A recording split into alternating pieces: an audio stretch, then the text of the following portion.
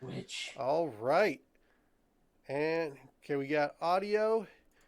We got Zoom audio. Can you guys say something for me? That's yeah. We can say Yeah. things. All Words. Use right. our words. I got something, audio. something. All right, guys out there, Sandy. welcome to Variant Roles. We're about to do the Saltmarsh Isle of the Abbey. This is a refresh from way back in the day. This is a great adventure that has many options in it. In fact, this book has been incredible to read. I'm blown away. Just a quick shout out, thank you to the artist who put this amazing backdrop together online for me. I've got his website up here. He has some game inspirations. It's Hosarvita, and I just found him through Google. So always credit your art out there, guys. The art community really appreciates it. Okay, so in fact, this image has been pirated all over the internet, and it was a pain to try and find the original artist. So please do. All right, so we have an emphasis on safety tools on this stream, and we have a whole bunch of stuff that we will be using to protect the players if there's anything. This is a piratey stream. There could be some crazy stuff going on, and I won't lie. In the Greyhawk setting, it has some maybe touchy subjects that we are going to try and skirt and avoid, and we're going to sanitize it a little bit to make this a little bit more consumable. But I love the setting so far. It has been fun to read. And let's go around and just introduce our players and where we can find them. And maybe you know what? Let's do it the other way around. Let's have our characters introduce our players. So let's start over here. We're going to start Oh, cool. with Zephalia. Leah, will you tell me about Leonie, please? Certainly. So my player, her name is Leonie. She is a psychopath. She either plays stoic paladins or she plays divas, as you will soon find out. And when she's not here, she's over on her own channel called Hot Group. And yeah, that's it. I sense trouble already. I, I Okay. like this. Next, Rothko, would you please tell us about Malwave? Cool, of course, mate. Well, this chap here, this Maui guy, he's he's a good guy. I like him. He's we went for drinks a few days ago. He he's a good chap. He's played D&D for about a year and a half now. It's his first time on varied roles, and he's hoping he makes a good impression there, lads. Um, Other than that, really, he's engineer about first time on his own, and he's looking to make a good story. Makes usually plays characters that are a bit more weird and out there. Likes to make people laugh. you know. So yeah, that's that's all I can think. I think. Oh, yeah, Somebody yeah. get this man a coffee. No, it's just, as long as it's got Clue in it, it's all good. All right. Uh, Oh. okay, and Teef, would you please tell us about Samwise? Yeah, all right. Samwise, you can find her online on Twitch and Twitter at Samwise_Gamgee. She does a lot of yelling about disability and chronic illness and accessibility in gaming and shit like that. It's pretty great though. Y'all should check it out. She also plays some tabletop game on various channels. You can see her every now and then here on Variant Roles. She's also over on Encounter Roleplay for some stuff. You can see her over on the Chromatic Chimera tomorrow, actually. Tomorrow evening, she's going to be playing in a Sailor Moon Go TTRPG game. It's pretty ridiculous. Y'all should check that out. And on Saturdays, she plays with Heroes Without Limits, which is a 5e game for players and GMs with disabilities, chronic illness, and neurodivergence. So y'all should check that out. All right. All right, Sari. Sari, tell us about Robert. Well, my player is named Robert Allen, and he is a voice actor, a dungeon master of sorts, a player also in many different D&D games.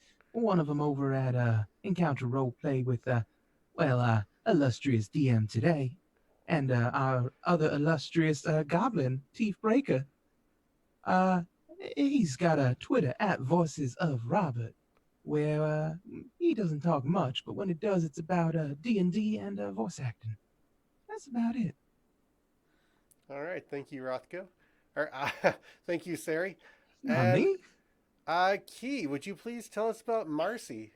Oh, my stars and garters. Wow. Well, I guess we are all doing accents. My name is Key, but I'm being played by Marcy Bellon. You can find her on Twitter at MarcieDellan.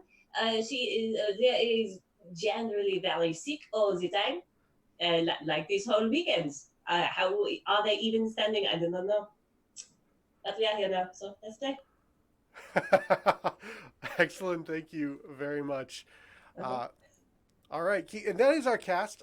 We have some excellent players, and this is a good sampling of who they are and where you can find them online. I am, of course, Dungeon Master Corey. I DM here on Variant Roles over on Encounter Roleplay, and every now and then, in a very rare circumstance, you can find me on my Twitch, which is actually at DM Corey on Twitch as well. So you can find me all over Twitter, Instagram, and maybe even Facebook if I can bring myself to look at it sometimes. So check me out. See you online. We have dreadvector.com, and I've got a Patreon open if you want to like or subscribe or give any support to the community. So please, we are looking forward to jumping in this tonight, and I'm just going to start us off by sort of setting the mood. We are going to be technically in the classic campaign setting of Greyhawk. We are in the kingdom, I just make sure, Kieland. We are in the kingdom of Kieland along the south edge, in the town of Saltmarsh. Saltmarsh is historically neglected by the king, and we have just come out of a series of wars on the northern borders with our enemies, who've just finished signing a peace treaty because after losing, overextending, and being crushed back to our original borders, well, it was time to focus inwards as we looked to our southern border and realized there was a massive pit of nastiness, shall we call it, den of pirates and thieves around this Saltmarsh port town. And well, let's just say, if we can't conquer and be a military force in Greyhawk, well, you know what? We can by all means try to be a trade port. And well, Saltmarsh is where the king has decided that we are going to build that port. The king has recently sent a bunch of dwarves down to begin mining along the southern shore and the southern cliffs, which you can see here as I swap us over to the map. Transition, boom. And now you can see they were probably in the wrong locations on the screen. Nope, we're good. Yay! All right. That was smooth. Hey! Almost like I know what I'm doing. I'm lying. I did totally fake that. Okay, so this is the lovely town of Saltmarsh. There are lots of little buttons and pins and stuff, things we can click on and get lots of little information about this lovely little town. But the real flavor of it is the fact that we're in a post-war society that is got a couple major factions in the region to really think about. Major factions, you've got to consider the Loyalists. The Loyalists are 100% for the crown. They are friends of the dwarves, and they want to see the city grow and expand and succeed. You have another faction in the... Oh, what are they called? Drawing a total blank here. Traditionalists, I believe. Where's it at? we're going to call them the traditionalists, because they want the town to stay exactly as it was, and always will be, or else. So, stop messing with their town. Now, there's another darker faction involved.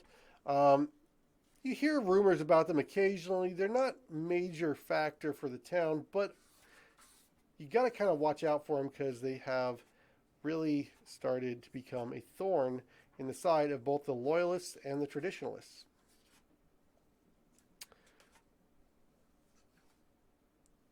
This is ridiculous. I put markers in my book, and then they're gone. Oh, it happens. Was it a ghost of Saltmarsh? Oh, they are. Okay, the traditionalists, the loyalists, and the Scarlet Brotherhood. So the Scarlet Brotherhood is known for, well, basically trying to overthrow the government. They're popping up in cells all over the world, and they're trying to make bad things happen so that they can revive their old lineage, which was a world-running society that, well, there's not really a whole lot of documented history on them other than we don't want that to happen ever again. For the sake of this adventure, that's as deep as I'm going to go into the factions, unless we should choose to dig further into them. Now, as we zoom from the setting further into your characters and how they relate to it, how do your characters know one another? And I'm going to just go around, and each of you are going to pick a character that you have met before, whether you like them, dislike them, and what happened and why. So, Teef, who have you met and what happened? Oh, well, I mean, my good friend, Sarah Duvar and I, we go back, well, quite a bit at this time. I mean, it's been like, I think at least a year now we've been together. Met at there was a couple of unsavory folks trying to cheat in a dice game. One thing led to another. Things kind of escalated. Some people can be so rude, and well, we just sort of locked eyes across this brawl, and I don't know, it was just kindred spirits found each other. Been friends ever since. It was the hat, wasn't it? I mean, why do you think I wear it all the time? Just Excellent. this hat just flopping. Rothko, who do you know and what happened? Well, it's like this, I was there at the inn. I was just having a drink, not bothering nobody. You know how it is. Then all of a sudden this bar fire this fire just came out of nowhere, man. And I just decided to grab the first thing I could get my hands on, and it was a wooden leg. Turns out this little goblin girl is hers. After I beat the heck out of a few people, I decided to give it back to her. And turns out she's a good lass. I like her. How she so just tagged along with her. Rocco was kind enough to ensure he paid for the repairs as well, the gentleman. Also, Sarah would have murdered him had he not. Yeah. So it is. Nobody believes me when I tell my story, but it's true. It's 100% true. I swear it. Okay. So, Sari, who do you know? Well, I think it's kind of obvious. Of course, I know Teef and Rothko, but I've seen Key around a number of times. It's almost like every port I go into, they're there. And I tend to remember a face I see consistently. It's a little odd, and I try to pick them out whenever I see them. If I'm in a bar and they're there, I watch them. It's not necessarily a trusting relationship. Don't know why they're always there. Key's sitting. I've never seen this person before in my life. Okay, I've Key. never seen it before. Key, who do you know and what happened? Oh, well, I know this. Well, I never asked for her name before, but I was once dealing with some very unfortunate people who wanted to kidnap me of all things to sell a ransom, and she helped me take them out to sea. It was quite good. I believe sea elf Zivalia. Okay, Leah, who do you know and what dark secret do they hold? I love land so much. Everybody is so interesting and exotic. So there is this amazing green creature, tall and statuesque.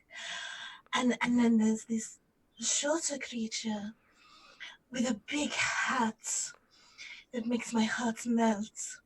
And then there is this creature with hair the color of seafoam. I haven't learned their names yet, and I'm not very good at them, but I plan to.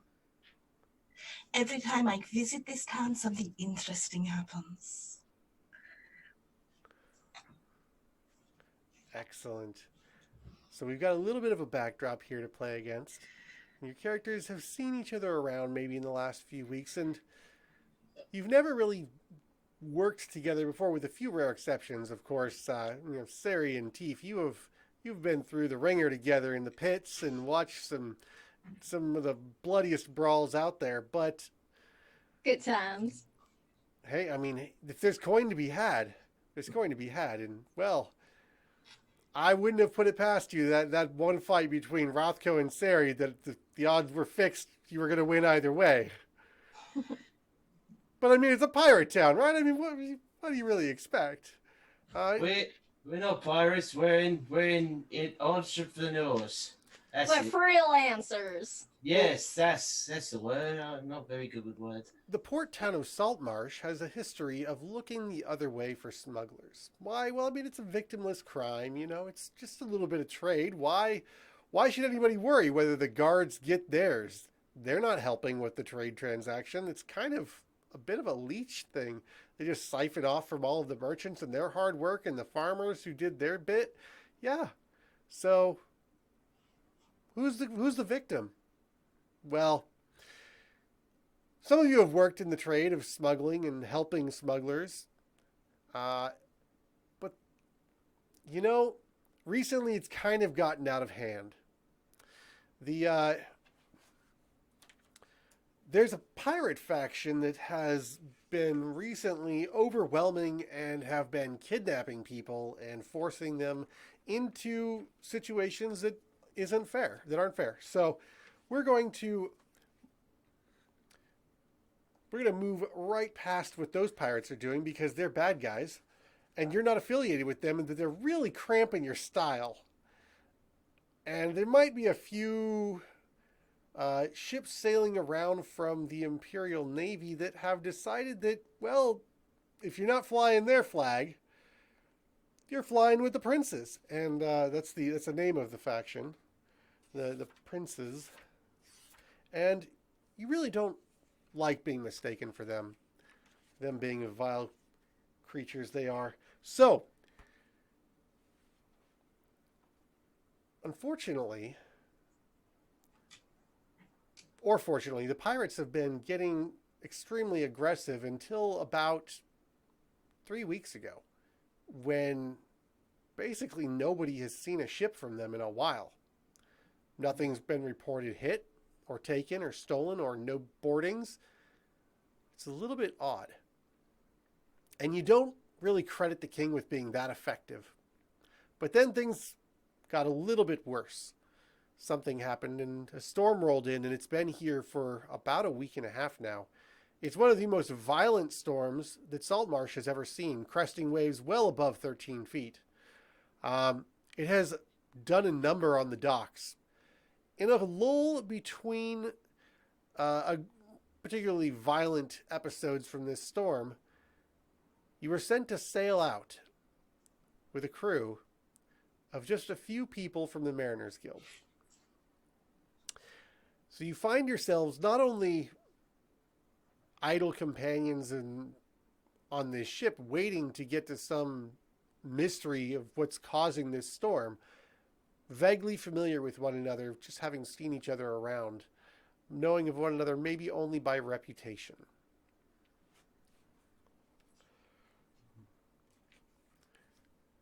The storm crashes. The clouds roll in. There's a heavy rain that obscures anything in the distance. The ship has been swaying for 3.5 hours as you are venturing out into the unknown. What is causing this incredible storm?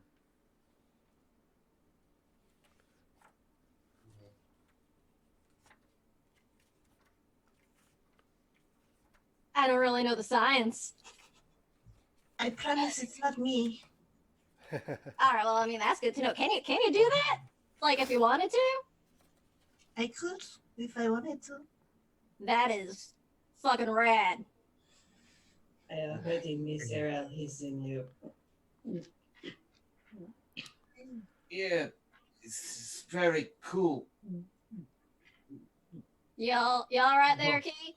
No. Oh, What is wrong with you? I thought this would put you back on your balance. I'm afraid of water.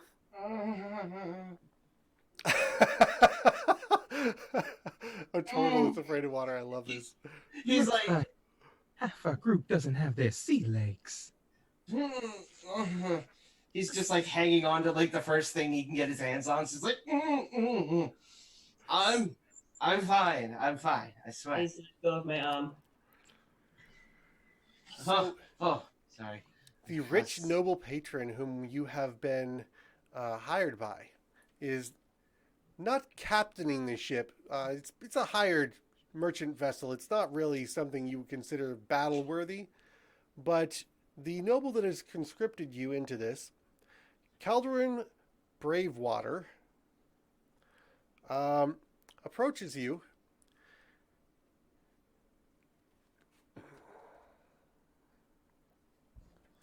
I am so glad to have you with me today, friends. Oh, Rothko, was it? Yes, please do hold on to something a little sturdier than that rail. It looks a bit rickety. Maybe we can get a ship hand over here to fix this. And he wipes his hand upon his pants after touching the rail. He just finds the next railing.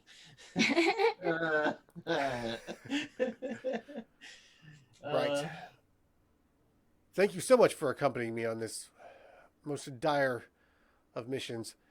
I fear that we may need to go below the waves to find what lies in this, as we are clearly in the center of this storm. It appears to get much worse from here on out. So we will be doing our best to tie what remains to the deck down. And, well, I guess I should accompany you myself. I wouldn't send you into the sea without proper risk of taking on the risk myself. So allow me to fetch my companions, and we shall meet at the starboard deck, and we shall into the depths descend. I assume you've brought appropriate gear. Oh, of course, I got us covered, friends. Don't you worry. How many crew were you planning to bring along? Well, I would say that you are going to handle the brunt of the labor, should we get into a fray of some sort. But I will have two guards with me that should help to assist, should you fall.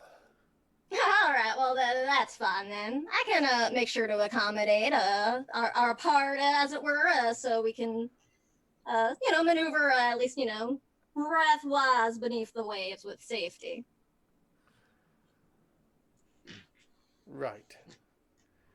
This is going to be phenomenal success. I can feel it already. Well, that's the only kind of mission I have, my friend. Success is my middle name. I thought it was danger. That's my other middle name. Of All course. right, you. So he disappears back below decks. The rain comes in sheets and waves, and you can see the seawater just cresting over the sides of the ship, washing anything loose off into the ocean. There's not... It's a small ship, but there are a few other people on board should you want to investigate or talk to anybody else before, so to speak, just diving into the sea. What will you do?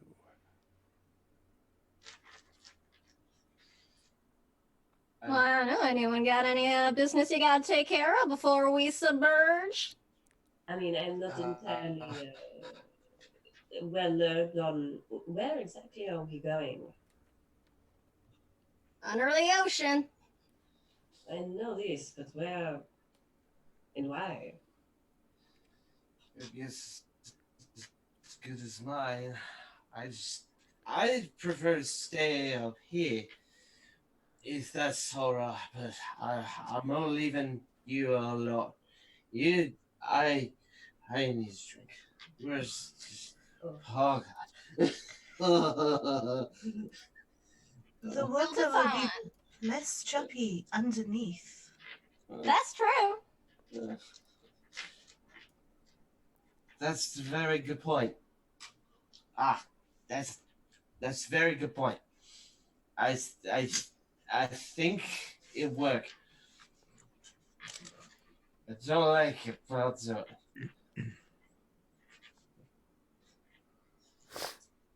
A hero. Wow.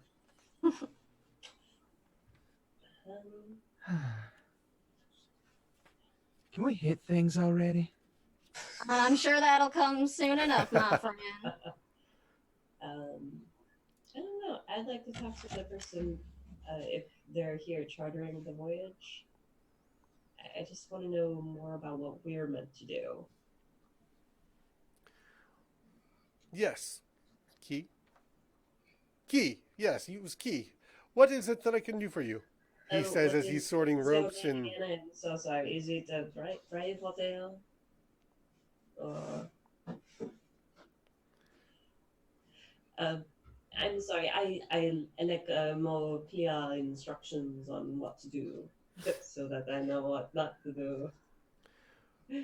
Well, it would seem that if the storm is not originating above the surface, then it must be below. And as we are sent to investigate the source of this storm and to abate it as best we can, I fear we must go below the waves. Oh, of course. Send the draw to fight a storm. All right. Excuse me. thank you. Key, you do know how to swim, of course. Of course I know how to swim. It would be silly for me not to, but I don't know if I've ever swim in water that was so turbulent before. It could provide an issue. Well, I mean, what's the worst that could possibly happen? You should be pulled under? I feel like that will happen anyway. So this is fine. I would be fine. You'll be all right, dear. Don't worry about it. I mean, at least for like 24 hours. After that, just make sure you're up on deck.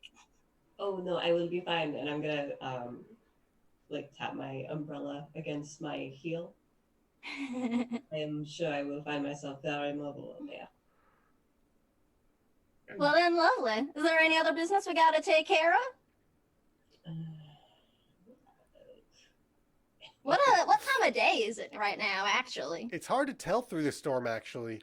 You do know that it's been maybe 5 or 6 hours since you've pulled yourself out of your rack at the inn, but you're not really certain what time that means it is because it's just sort of this constant twilight under this heavy storm. There is a break in the clouds a little bit off to the east of you, and it does look like it's lighter than the clouds around it, so it's probably daytime at some point in the day. All right.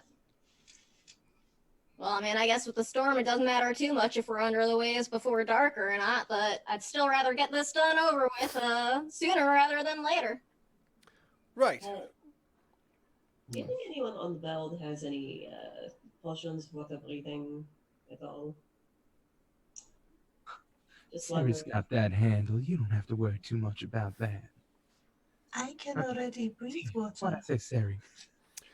Right. Well, I suppose it was part of the original arrangement that you should each receive the required items that, if this is what you require. I mean, there is a chest over there at the back of the deck that you may, of course, procure a potion. But please do understand that it will be coming out of your end of the arrangement. Well, I cannot breathe, so I will take it out of my pay, I guess. Oh, well, for breathing underwater, I got you covered, Kate. Don't worry about it. Why does everyone keep saying this? Oh, we got everybody here? This is everybody? Yes, in fact, All right, water breathing.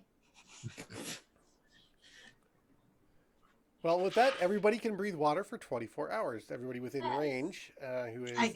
I can breathe water anyway. You can double breathe water now. Just as a question, is it raining at all right now? heavily. I'm gonna try and breathe the rain. I love when she does this. It's so cute. I mean, come on, it's just fun. They say turkeys will drown staring into the rain. Not if they got water accidentally. breathing on them. Sari will try to drown in the rain. Not sure what that says about the intelligence score of that character. I know that it's just silly, but silly is fun. With that, excuse me. With that, excuse me. Calderon turns, grabs a rope, and dives in headfirst into the crest of a wave. Taking a rope with him, behind him, two other individuals, people you have seen accompany him, but generally hang back, stay to the shadows, and are very quiet, almost suspicious in nature.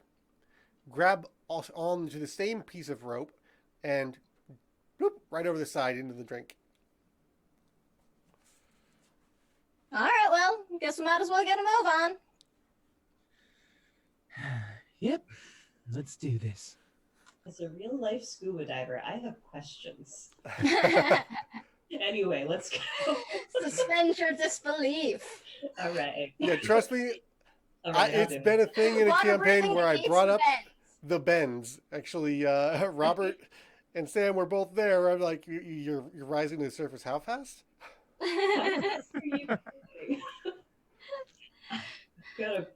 I'm curious as to whether or not my broom of flying will work underwater.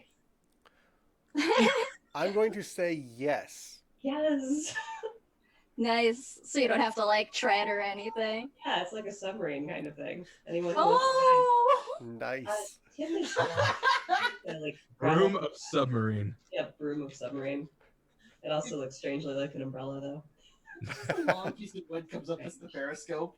Oh Just my god, open the yes. umbrella, and that's like, and it just a bubble forms around you, and now it's a submarine.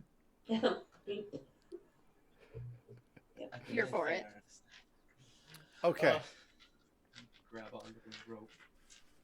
So, as you dive in, Cannonball. the your splash is lost in the tumultuous seas, and they go unnoticed by the rest of the crew.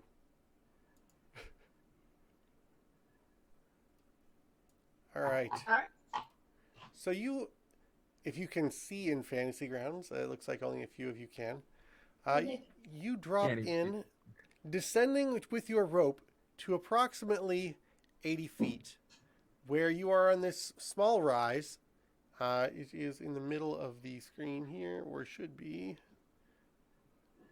Oh, There yeah, we we go. can't actually see anything in the fantasy grounds. Oh, it's because I got to share it. I can watch on Twitch. Yeah, much. Yeah, we can watch on there. Okay. Yeah. So now I can see the finish screens. Oh, hi. There you go. All right, so in the two concentric rings there, that top piece is about 80 feet from the surface, and you can see as this rope is being whipped back and forth as Calderon and his two compatriots secure the rope to a large rock as a makeshift anchor. Should you need to return to the ship at any time, this will be your mode of egress. All right. Excuse me. So, reaching the bottom, you find yourself amid a strange ruin, overgrown with algae. It's waving in the wind. See an enemy close as you swim by, pulling into themselves. Small fish darting about, larger fish chasing after them. In the vague light of the surface, as dark as it may seem down here, you can still see as something large and hungry swims overhead. Thankful to be unnoticed, it continues on in its path. Calderon turns to you, says, "Right, I knew there would be something down here. It seems odd that this storm has been stationary for so long. I suppose we should investigate. Everybody split up. Tell me what you see. Shout it out, and perhaps we can find faster where we need to go. If you see anything suspicious, please call out directly, and the three of us shall come to you from here." I actually. Yeah, okay, thanks for naming your character Sari, by the way. You're welcome, honey. Harry, show me an intimidation roll. An intimidation roll is 4. In Dungeons and Dragons 5th edition. Okay.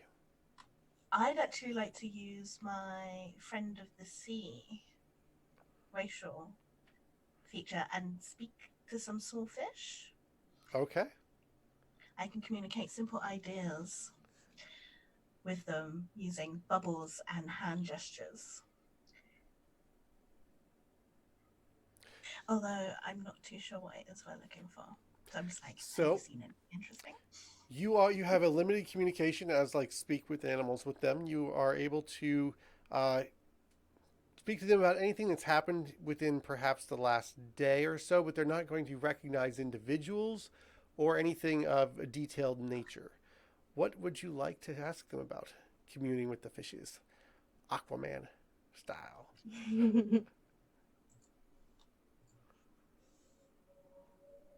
Have you seen any interesting shinies? The fish turns sideways to you. It's a yellow parrotfish. Seems a little out of place for this far north, but it looks at you and darts down into the coral. I follow.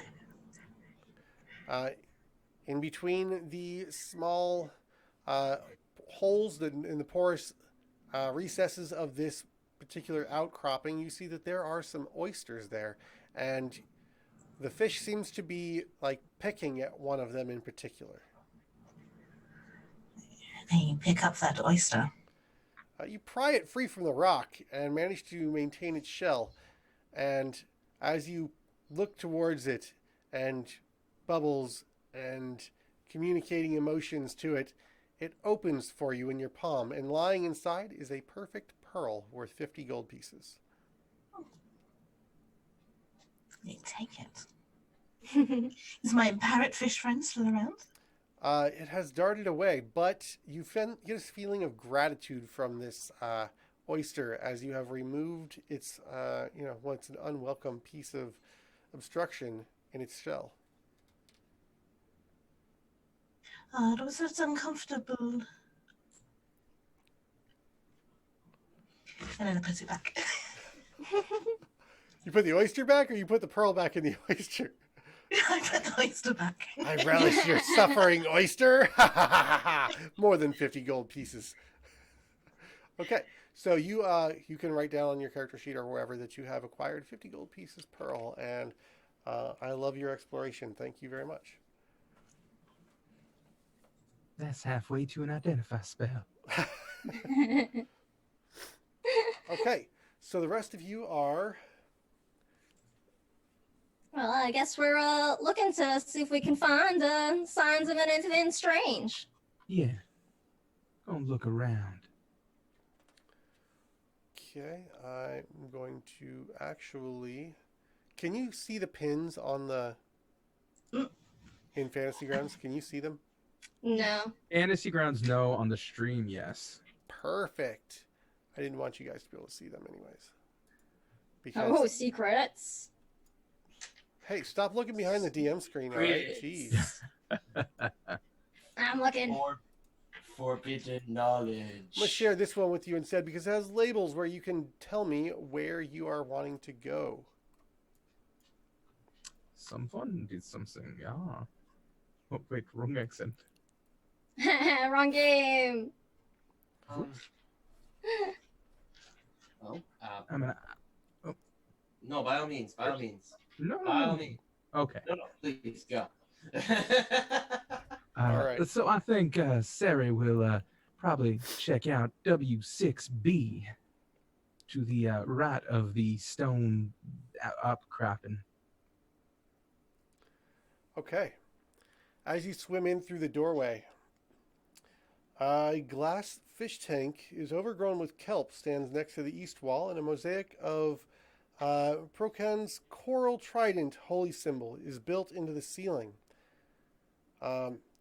As you sort of begin looking at the ceiling, a small movement out of the left to off to your left draws your attention, and you see as this enormous 6-foot wide crab sort of looks at you and begins skittering towards the door to the south.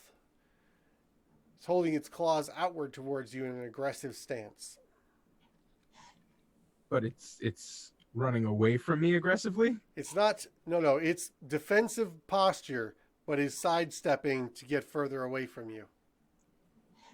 Well, I'll swim in a little farther. I'm not going to go directly at it, but I'm going to check out that weird fish tank. Okay, as the crab exits the room and you peer deeper into the fish tank, you note that there are some weird formations in there. You pull out a small wrecked ship with a black skull and crossbones flag.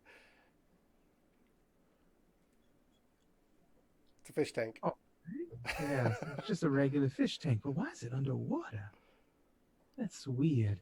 Does anything look strange about the holy symbol that you said was on, I believe, the ceiling?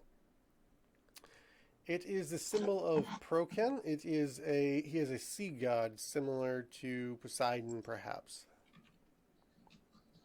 Nothing looks off about it. It does seem odd. This is well, Procan was worshipped by a civilization that fell into the sea in this region 1,000 years ago, but you're not extremely familiar with it. It does seem a little odd.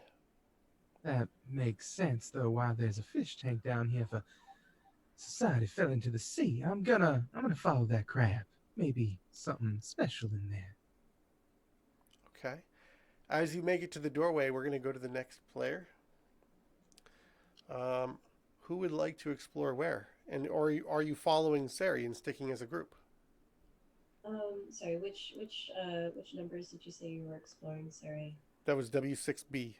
W6B. I saw W5 in like the corner. Yes. Or not corner, A or B?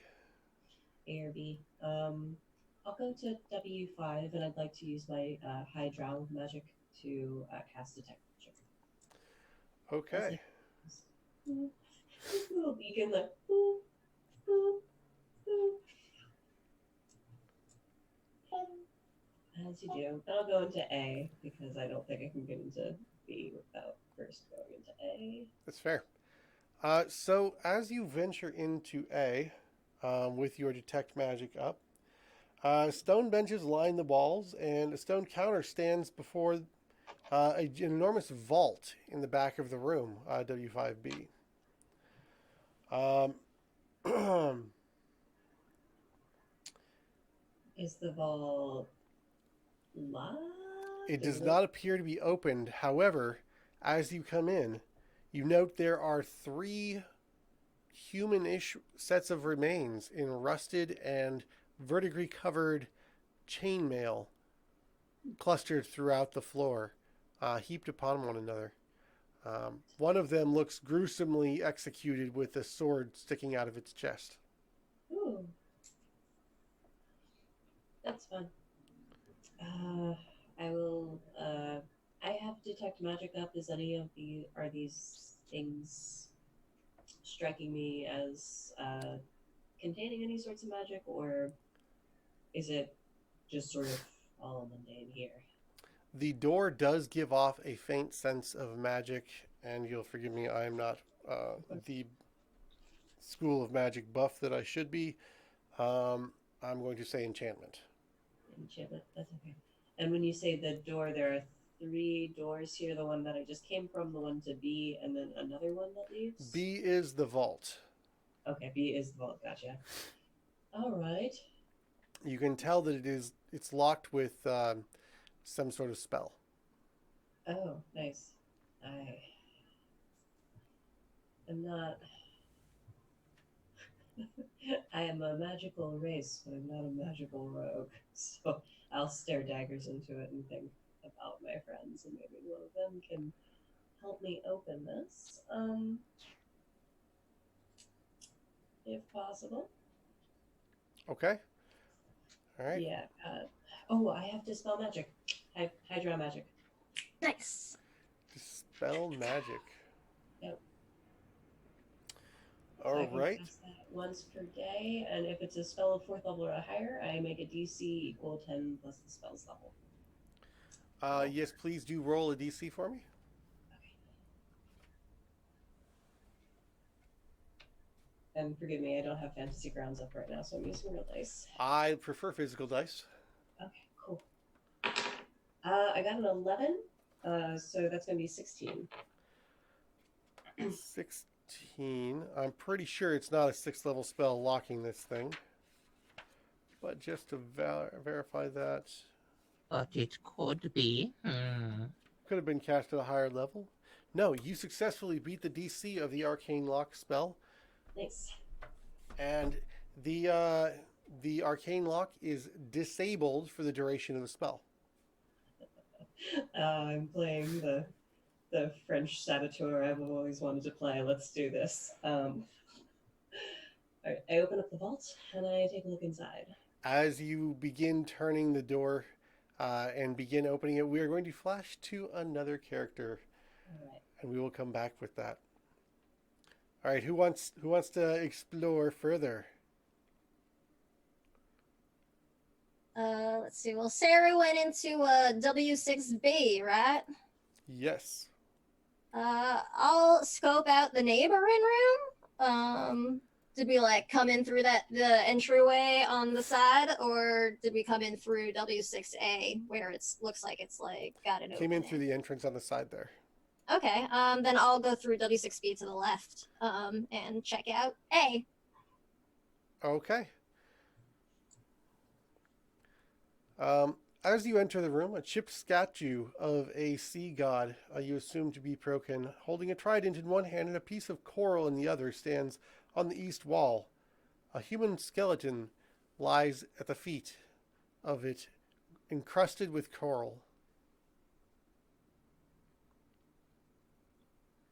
Oh, well, that's gross. I'll go and see if there's anything useful on the body. Maybe there's like a set of keys or something for somewhere that we haven't gotten to yet in this weird building. Yes. Actually, rifling between the pieces of coral, you break a few pieces off that are seeming like an odd formation, and underneath you find the symbol of Procan, embossed in gold. Write down that you have a holy symbol made of gold. It is worth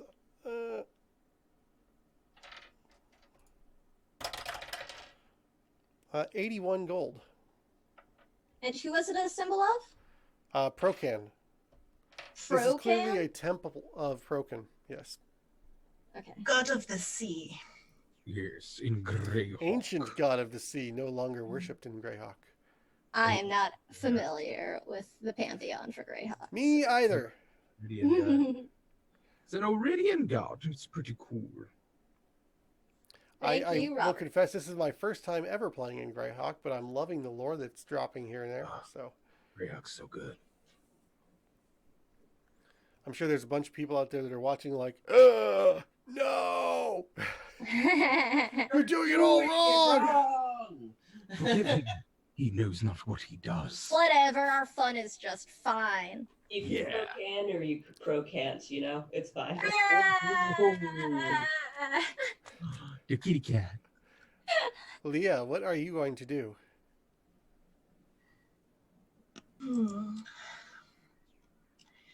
Given I am a storm sorcerer and that I am born of the sea, can I please roll an arcana check to see if there is any storm magic pulling at me?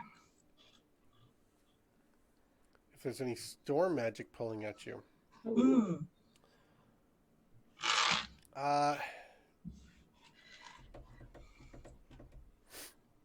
Do you have detect magic you can cast? That's a very good question. Let me look.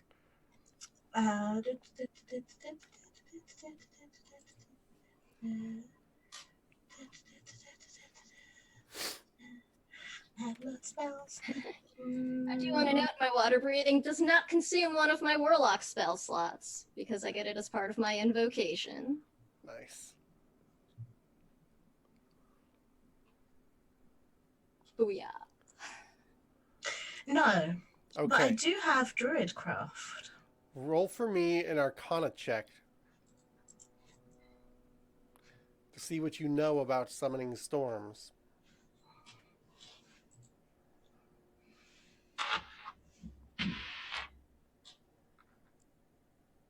$18? You know enough to recognize that this spell is perhaps it's a very religious spell, and it would need to be cast from an altar, because this is something that is persistent longer than the stamina of any mortal. So this is probably coming from some sort of divine source through a ritual of some sort. Okay.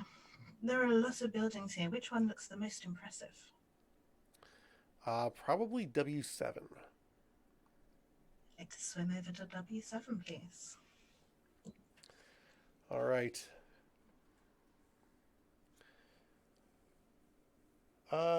Four-story temple honoring some sort of tentacled being.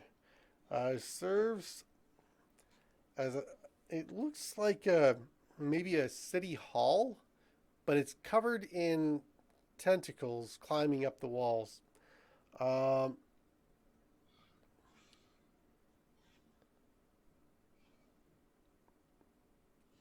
So as you enter into W7A, the main chamber of this area, you can tell it's sort of a chapel. As you walk in, there are pillars. There's an opening in the back that looks with the remains of perhaps some sort of stained glass window to some tentacled being. The floor is covered in rubble and the debris of ages worth of growth of coral, and the room is quite majestic with the light shining in through the broken window. Pretty. The floors, walls, and ceiling and columns are painted with a mosaic of a kraken reaching up its tentacles towards the ceiling is painted as a stormy sky. There is a coral-encrusted kraken's head-shaped altar at the head of the chamber.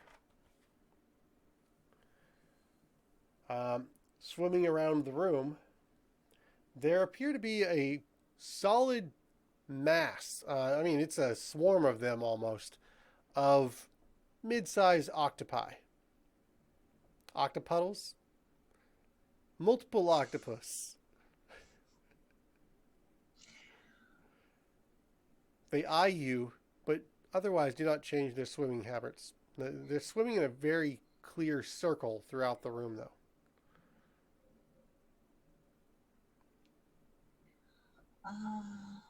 I would like to wild shape into a giant octopus, please. Okay. And that is on your druid's CR1, right? Yeah. Perfect. Okay. So you feel a tingling, itching sensation as suckers begin popping out through your arms, and they begin splitting and growing into tentacles, and you pull outward from your back and you can feel your bones actually liquefy inside of you, and you are a cephalopod. You expected that to be a little more painful. Excellent. I now do that lovely zoop, zoop, zoop thing. And I'd like to go check out the altar. The altar. Mm-hmm. Okay, as you begin your crawl up and over and investigate on the altar, it is ancient. It is made of limestone and has partially dissolved in places, but is also growing this bright orange coral, almost like antlers out of the top of this kraken's head.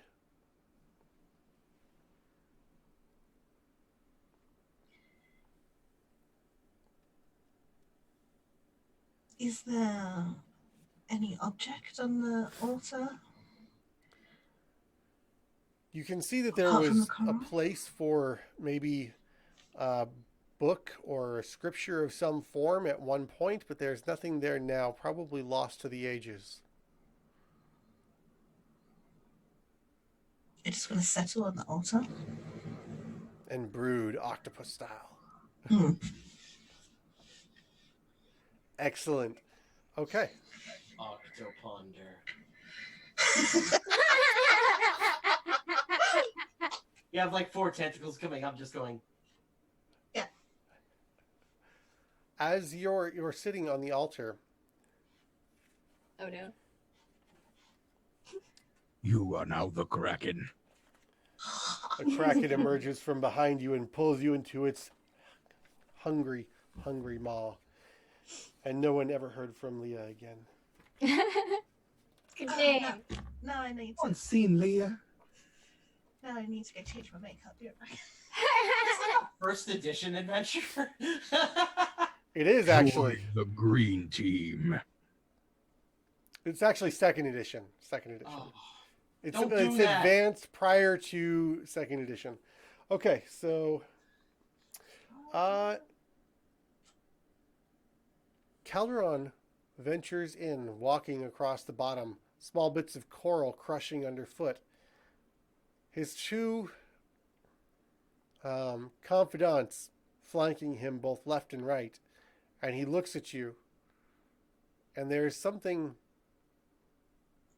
about him doesn't seem as friendly as it did when you were above.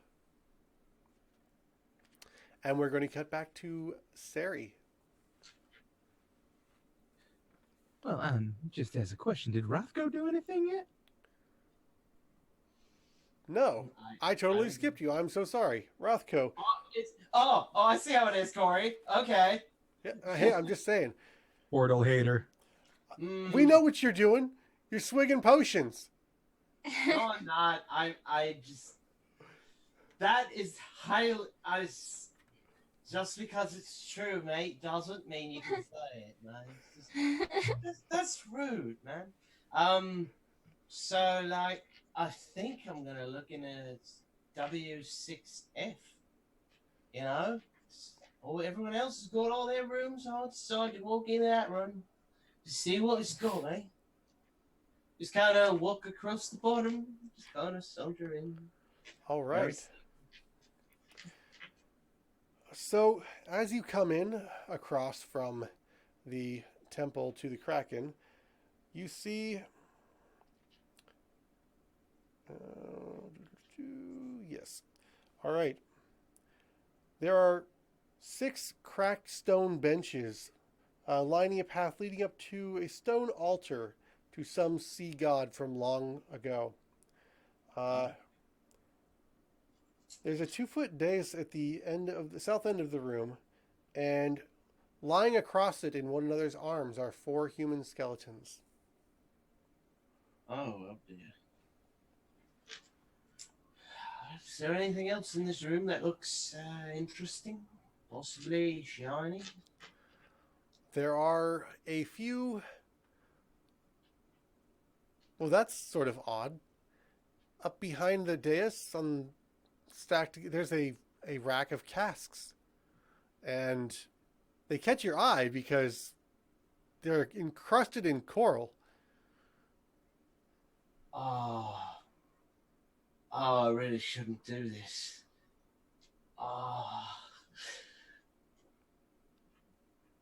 Is there a roll I could make to can I do an intelligence check to see if I can figure out if this is a good idea or not? Sure. Okay. Anything to roll some dice.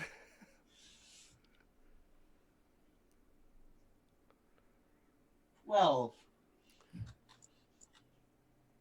is that above or below your intelligence score? it is my exact intelligence score. Meets it, beats it. Oh, no. He's like pointing at one of the skeletons. No, don't you try that shit on me. I'm smarter than you are. I've got the eye for you. And he just kind of turns around and he's gonna walk out of the room and head towards the temple. It's a big building. Might be a good idea to go there. I don't know. As you make your way out, you do see Calderon disappear into the temple across the way. Yes. And now we'll go back to Robert. Sari. Turn back and go, Teeth, honey, I think I hear Rothko being a little bit of a coward again. But it's in the All direction right. I want to go, so I'm going to go down there. I'll come with you. I think I got everything out of this room at least. I'll go and follow Sari. And we're going to go down, I guess, to W6C, where the crab went in. All right.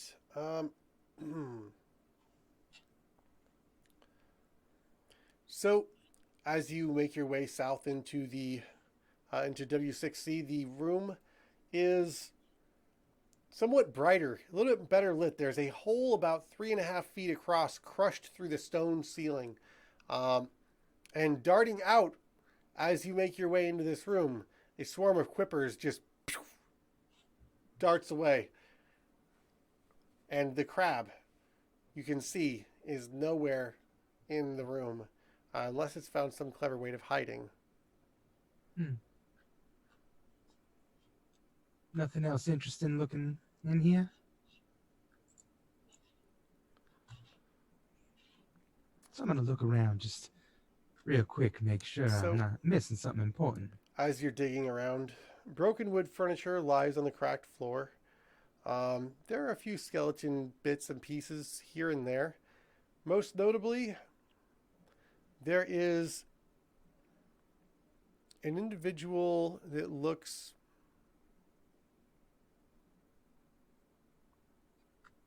better dressed than the rest of the others. The coral is not quite as thick on this individual.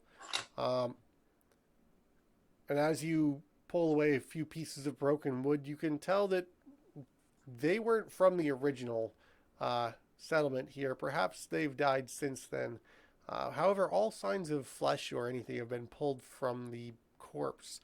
Um, Perhaps the bone does not look as if it's anywhere near as old either.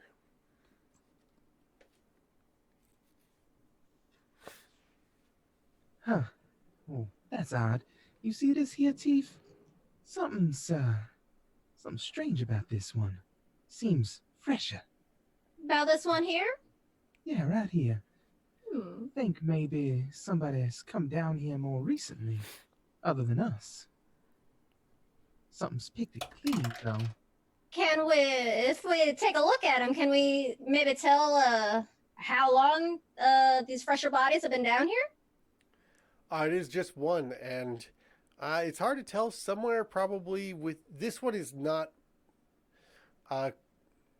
It's not really been overgrown by anything, so you get the impression that it is a recent addition, probably within the last 6 months to a year. All right. I'll make my mage hand rifle through the body because it's gross and I don't want to touch it. And see if maybe I find anything that'll help us get an idea of what this guy or person or whoever was down here for. Can we tell from the body? Like, does it look human or? It does. It's very human. And as your mage hand begins flipping through, you see that it's actually laying across a scroll case.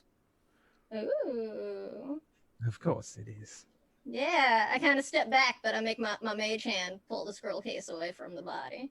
The bones separate and fall apart into the sediment along the bottom of the floor as you pull the scroll case out from underneath, back into your hands. It is made of leather and does not appear to have been harmed by the salt in the water. Ooh, I'll just sort of call out, I found something pretty, maybe. I don't really have the best offer, like, the, like, super magic-y stuff. I'm not sure if maybe one of our compatriots might be able to take a better look at this. I don't want to just go open things all willy-nilly. I mean, I did that once, and, that's only got to lose your eyebrows once before you learn that lesson. Well,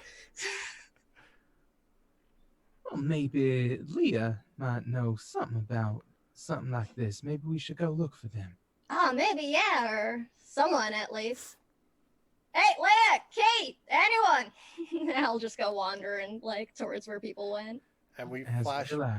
back over to Key, starting to open the front of this vault and swim inside. The bits of rime, sediment, and rubble along the floor scratch out of the way as you heave the massive door open, actually putting your feet on the wall next to it to get enough leverage to pull this out. And as you peek around the vault door, you see inside a veritable treasure. This might have been a bank, perhaps?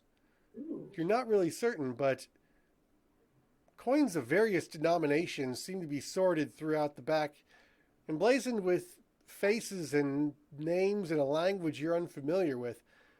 But the overall value of the treasure, I will just go ahead and give to you now for whatever your purposes are, is 1,232 gold and 213 platinum pieces. Ooh. Okay. I should have asked for a bag of holding. I'm going to start stuffing my pockets.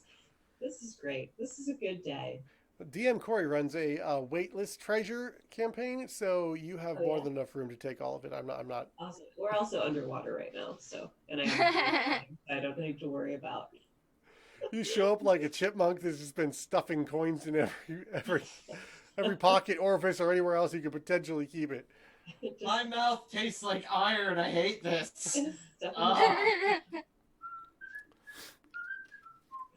Okay. And in the distance, you hear Teef and Sari calling out towards Leah that they found something. And as you poke your head out just in time, you see Calderon entering into the chamber to the south.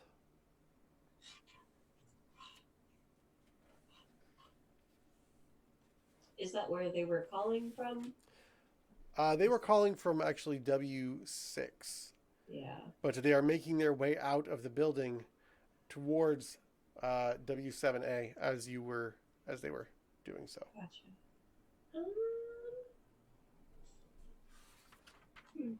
Let's see what that guy's up to. I'm just curious. They're also calling specifically for Leah. I think I called that for key once. I was just like, I found a magic-y thing. Magic-y thing. I do know a little bit about magic. Yeah. I will close the door to the vaults and swim on over. As you're swimming across, you hear a chanting coming from the east. And interestingly enough, you're not the only one to hear it. The chanting begins from the area of W3.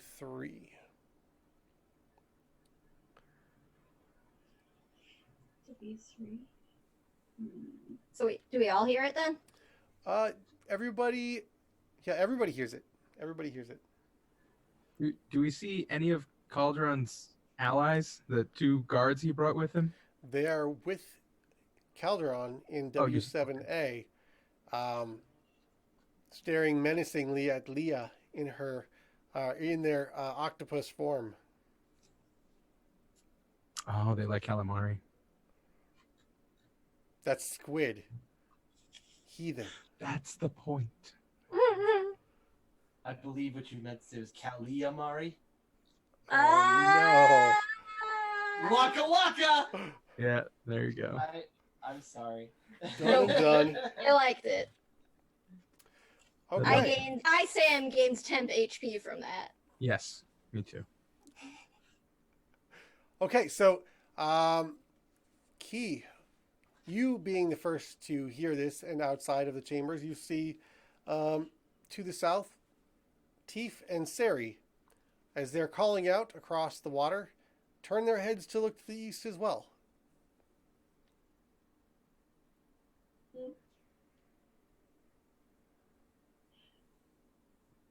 I will command this broom to fly. And head on over to them. Do you hear the weird chanting? Yeah, that is weird, right? That That's is very odd. very. Can we understand it at all? I mean, Is it in a language that any of us can understand? yeah. That's a good question. I mean, I only know Common and Goblin, so probably not, unless it's Common or Goblin. The It's reason probably is that Orc. I speak Common, Deep Speech, Elvish, Infernal, and Undercommon. It is not in a language that you recognize. It's I not speak Common. Does that help? You're muted, Leone.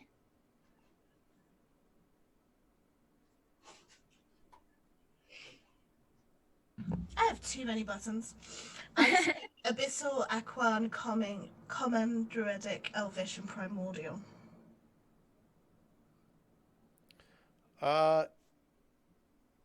Sorry, my boss sent me a text real quick.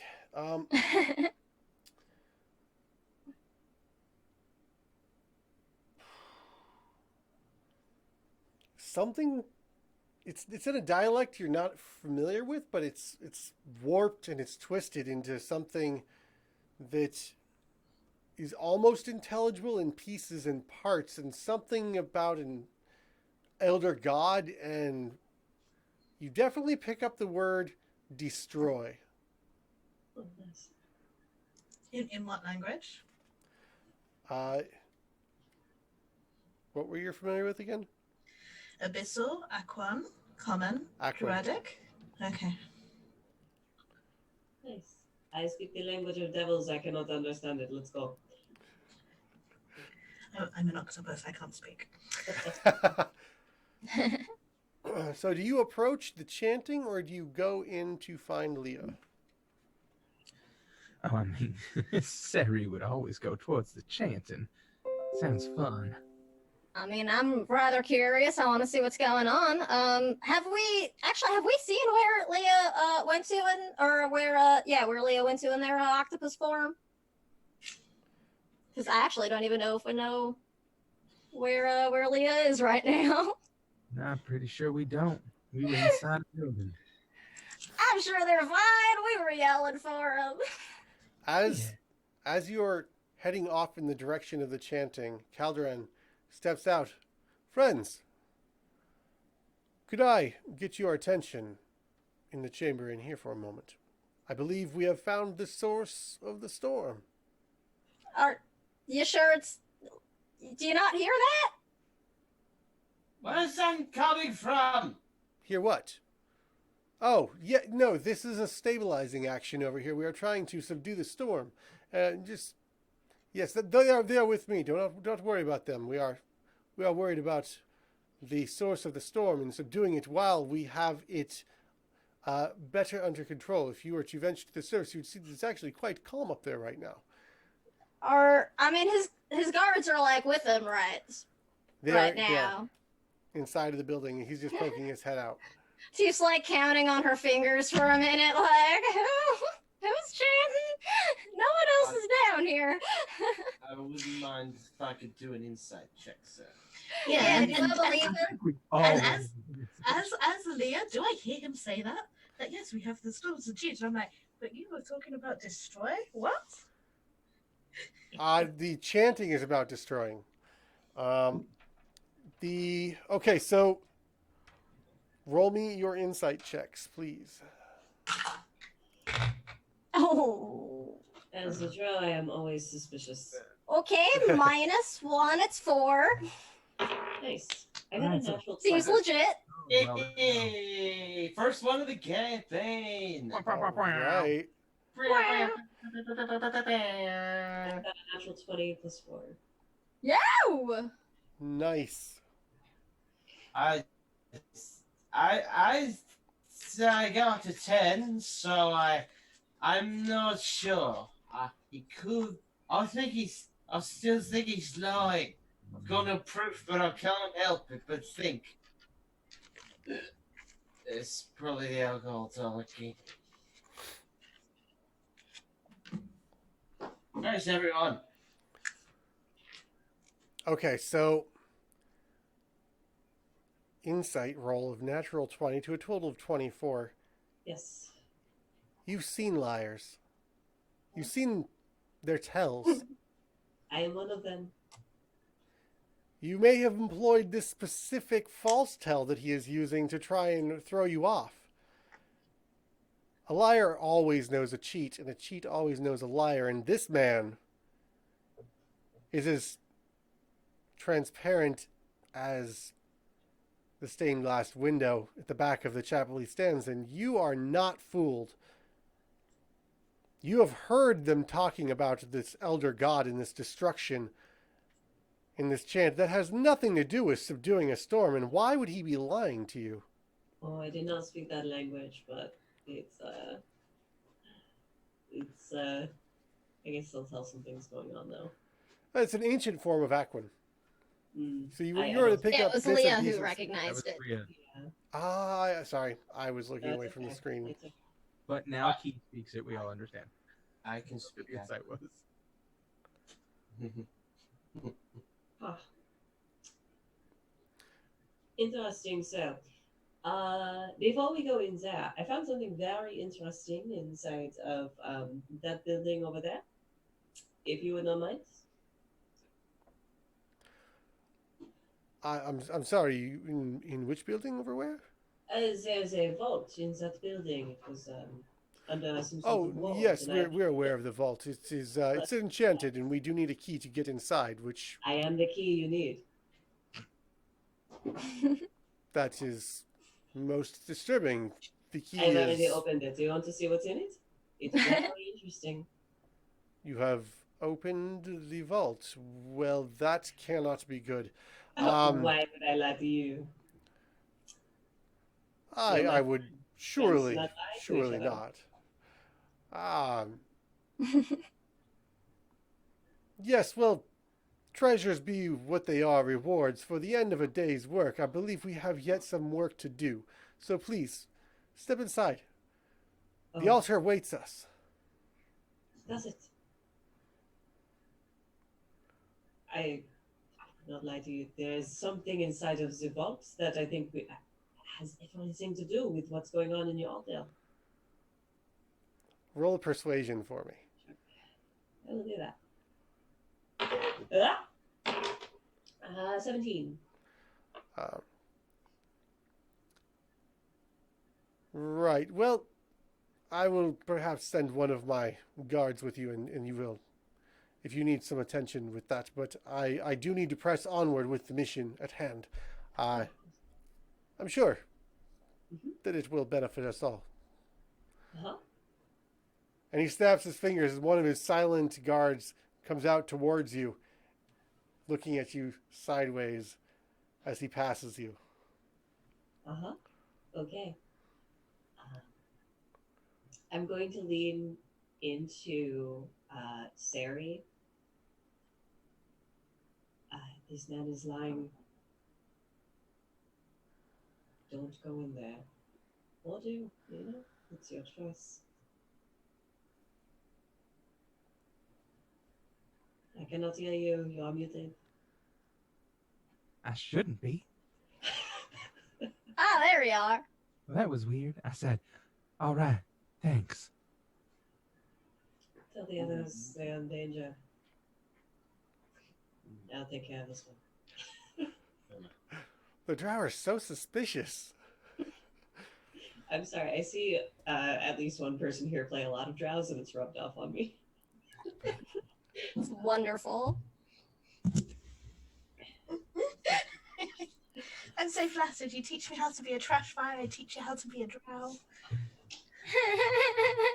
Now I can play Trash Fire Drow. The ultimate. Excellent. Okay, so you venture back over towards the vault with your your new companion. Yeah, great. It's in the vault, eh? Well, what's going on? What are you doing here? Wait, you, Turtle Man, where are you? Are you here or where are you going? I was at W6F, just standing outside the doorway, kind of. Yeah, so you're Listening standing to with this- Sari and Teef. Ah, in that case, I'm just standing. I'm standing with Sarah and Keith then. Was No. your back just turned the entire time, and as soon as that exchange is over, it's like, oh, we did it. Oh, I honey. fell asleep. Do it again. Oh, Okay. uh, So, Teef, Sari, Rothko, what do you do? Well, I will lean into Teef and be like, I forget, do you have that thing that send people messages? Oh, that no, unfortunately, that's not something I'm able to do. Oh, it's not great. I'm not going to listen to this guy because Keith says that he is not trustworthy. So I'm going to go towards Oh, the really? the chain. And yeah, it says he's lying. Oh, all right. I mean, thanks for the heads up. I thought I was just gonna go check that out. What's going on though? Did they say anything else? I just said that he's lying about something, not to go into the building. I'm Calderon not gonna looks lie, at that you. just kind of makes me want to go in there more. You That is realize true. I can hear you. What? No. He's standing like right there in front of you guys. Oh, I didn't realize we were that close. Yeah, to him. I thought he went to go check stuff out. Yeah, maybe 10 feet away or so. He's standing in the doorway to W7A. Can you Could allow you them a put your stealth check fingers in to there try to and- speak quietly? So, You can- if it'd be possible, so we can have a private conversation. I If you are Yeah. trying, mean, like, I wouldn't have been saying that if, like Teef Okay. would have known he was there. you're being discreet. But he is Yeah. becoming suspicious, watching you whisper at one another. Oh, just give us a minute, honey. Don't worry about it. We'll be right there. I'm like, I've still got the scroll case thing too, so I'm like, I don't know what we should do with this thing though. Like, I was gonna show it to like Key or Leah. I haven't even seen Leah in like forever. I mean, I hope they're all right. Should we? I don't know. That chant is getting like really annoying though. This shit's gonna be stuck in my head like all fucking day now. The language that you could that they're speaking in is Aquian, yeah. An ancient form of Aquin, yes. Rocco kind of leans in a bit. Well, no, right? All I hear is destroy and Elder God. It's getting kind of a bit disturbing, eh? Wait, what? Well, you can't understand what it says? And with that, we're going to No. flash back over to Leah.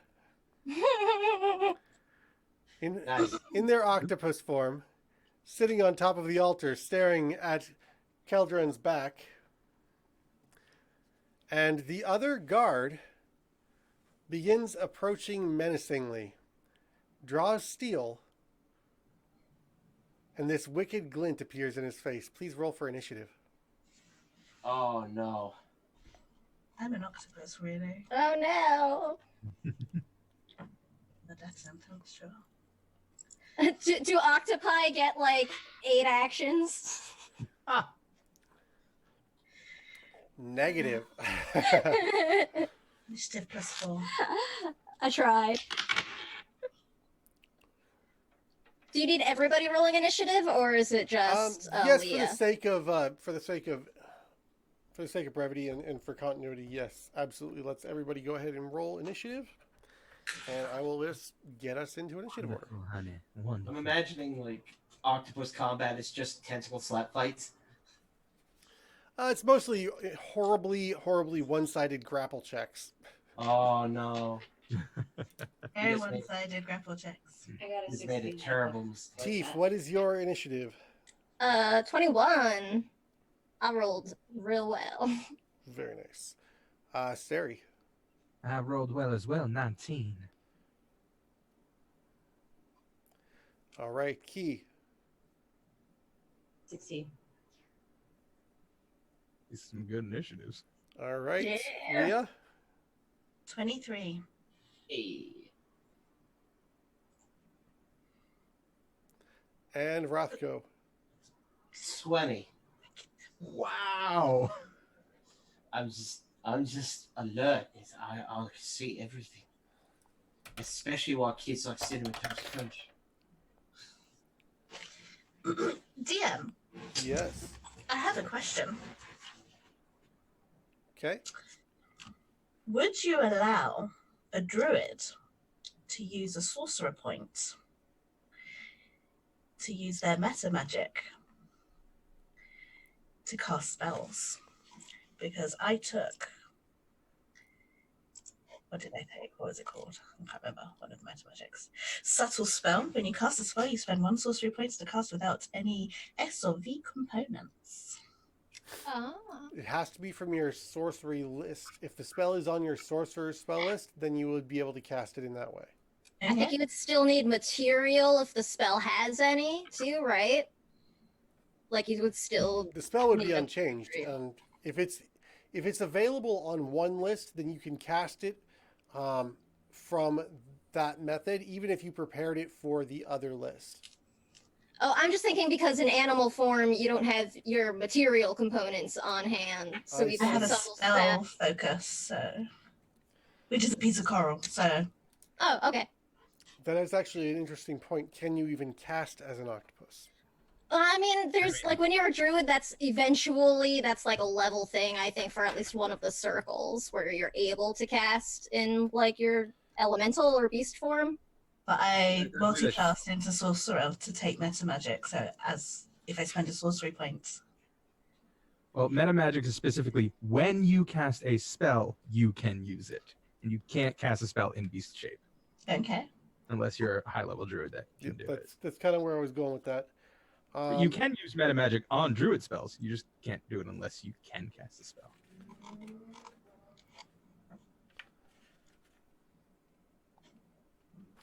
Yeah, I think that's where it's going to have to be at, is that you would need to be able to cast the spell.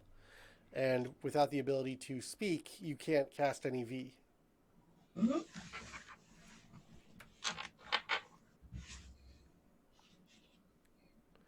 Okay. And let's see. Where'd it go? There we go. And I've got one more initiative to roll.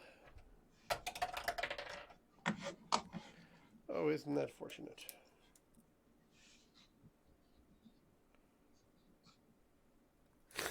Okay. So, starting from the top, Leah, you are going to be first. As this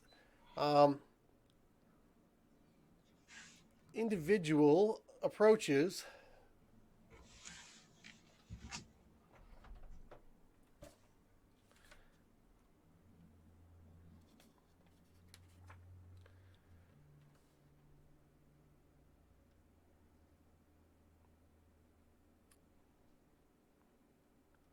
he pulls a small dagger out of his belt. Cool. How far away is he? I will say that he's approached to a distance of 15 feet. When you decide that it's time that this is menacing enough that you are going to react. Yeah. I move my 15. I swim 15 feet. Slap him with my tentacles, please. Oh, yeah. And a reach of 15 feet anyway, so I can do it sitting on my altar. That is a 22 to hit. Oh, yeah. Yeah, I'm pretty sure that'll hit. I take 3,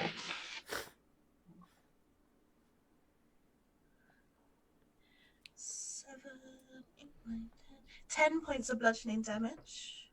And I need them to try and escape from my instant grapple. All right, so you lash out with 4 of your tentacles and latch onto this individual.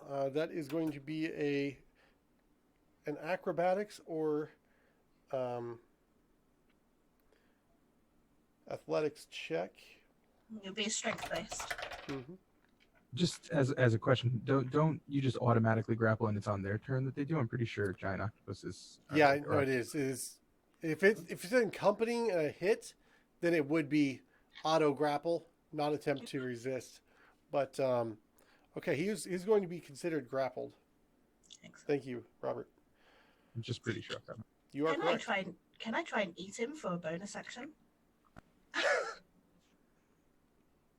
You would need to pull yourself to him. I'm gonna have to pull up the giant octopus stat block. My reach is 15 foot. Yes. Your mouth is not at him though. Let me. No, it's underneath me. Yes. So it's at the altar. Let me pull up the giant octopus stat block.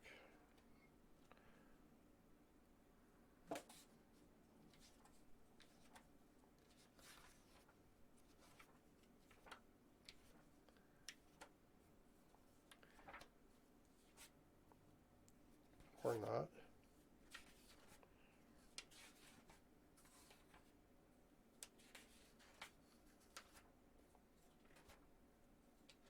It's terrible. It's at the back of the player's handbook.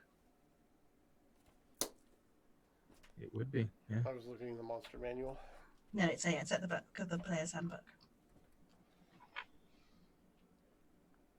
Should be a monster manual as well, but yeah, somewhere in the 320s. Yeah, it's easier to find in the player's handbook. Oh yeah, wait. Oh, the back. Yeah. The 320s over G.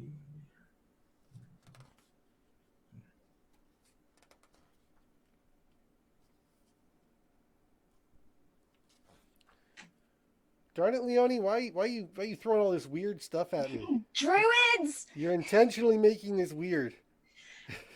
What did we talk about in my R session 0? I was going to make it weird. I was going to push all the buttons, and you were like, I don't care about rules, and I was like, cool, I like breaking them. You were like, great, and now you're like, oh no, see, you just opened a can of worms, gave me permission to be weird. Here we are, and being Now weird. you got regrets. Really, it's all your fault, Corey. DM's remorse. Oh no, you're doing the thing that I thought you were going to do. Damn it! Oh! I'm not prepared for this. I'm actually not even finding it in the player's handbook. You know, Giant Ock? I'm trying to help you. If I'm remembering, in the monster manual, it should be at somewhere around 320 to 330, based on what names are where. I'm gonna Google it. That's generally what I probably- do. D&D Beyond it. Oh, here's my player's handbook on the floor. What's it doing down there? Roll 20. Actions, tentacles, or ink cloud. I've dropped a link to D&D Beyond. Oh. Actually, thinking about it, Fantasy Grounds should have it as well. Just typing it in. Oh, that's true. There it is. Yep, tentacles and ink cloud. Okay. You have him grappled, but you can't just eat him. Oh, all right. I'll save that for my next turn. Okay. All right. So, how many attacks do you have? Level 5, I'm guessing 1. Yeah, just one. Okay. Next in the initiative order is going to be Teef. All right. So, what have I seen signs of hostility? I'm just a little fuzzy on what exactly I've been able to see transpire at this point. You're hearing the chanting off in the east, and Caladrin is actually leaning out the door, looking at you. There hasn't really been any noise of battle yet. I mean, Leah has grabbed this guy for looking menacingly at them, which was the best choice of action, I would say. I love it. So, I mean, I'm able to see Leah in octopus form at this point now, doing something to one of these guys, right? Yeah, I'll argue that you could see through the door past Caladrin that there is definitely something funny going on in there.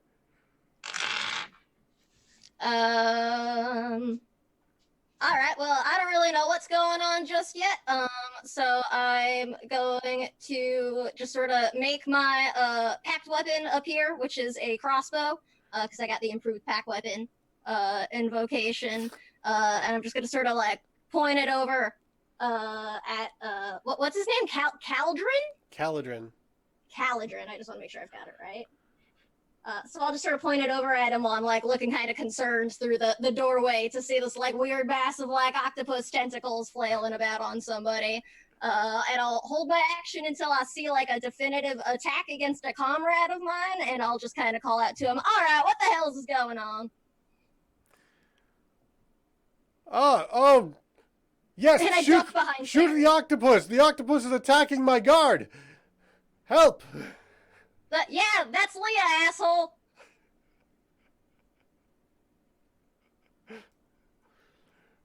No, it isn't.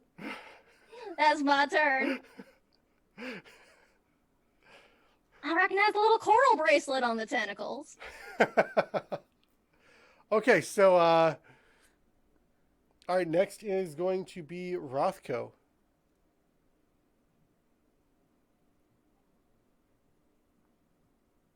I see this as well. I'm gonna do an insight check on. May I do an insight check to see if I can tell if Leah's in trouble? Leah, yeah, you can. Yeah, the octopus is blue. Leah is blue. You can. That's gonna be a 20. Yeah, you're pretty sure that that is Leah, and Caldron is being dishonest at the moment. With this Suddenly with this almost, you're offered pay for this job of 5,000 gold pieces. Doesn't really sound like you're going to get paid.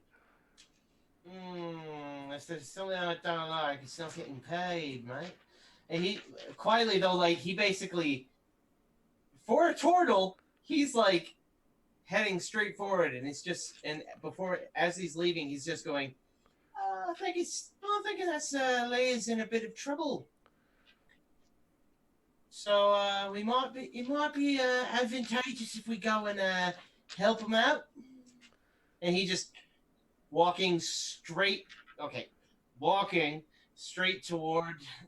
Caladrin. Okay. And he's just how far away from the doorway? You are well within your movement range to get to Caladrin. I'm walking right up to Caladrin. And it's just, excuse me, mate. And I'm just going to gently push him aside and walk in and walk through the doorway. Okay. Pardon me, mate. Don't mind me. I'll be out of your way in a minute. As you go to walk past him, he turns as you step into the building, and he's going to take an attack of opportunity on you. Is he now? Yes. That is only going to be a 15 to hit, though. Hits my shell. Just Leaves a deep score across the back of your shell. You turn He's and look going over to- your shoulder, and as this everything sort of sets in on you, and he has this confused, angry look about his dagger not being effective. I just stop where I am, and I do that slow turn. You should have picked. I'm just gonna pretend that was a mistake. I'll give you the opportunity to make the right decision this time. Well, I mean, at this point, I was holding my action for some sign of hostility against Yep. a comrade, so I would like to shoot him.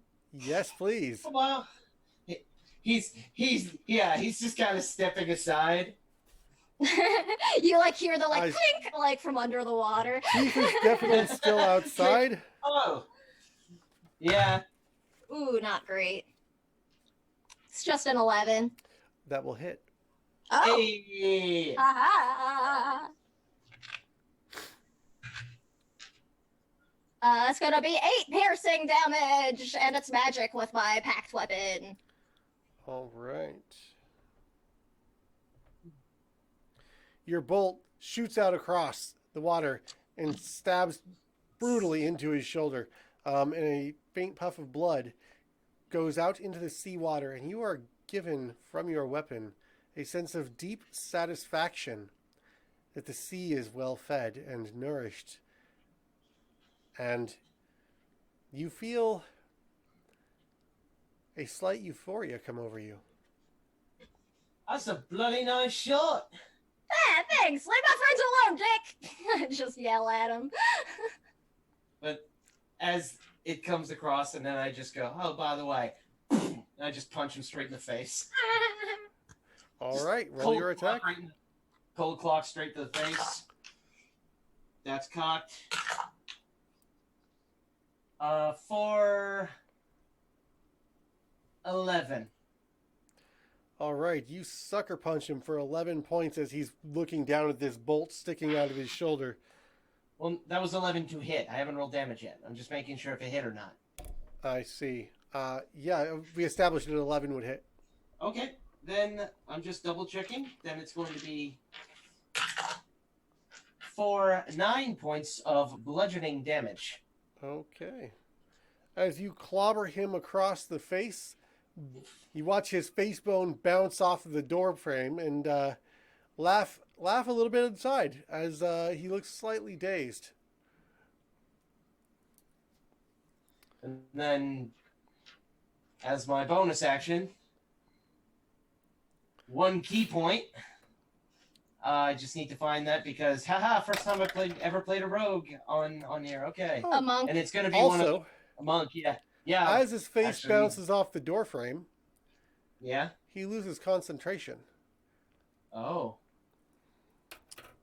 And Oh dear. let me just pull this up. Then I will hold the key point thing for a second. Yep, 1 second. A question for Rothko: are you multi-classed or are you full monk? Full monk. Well, then you should have extra attack at level 5.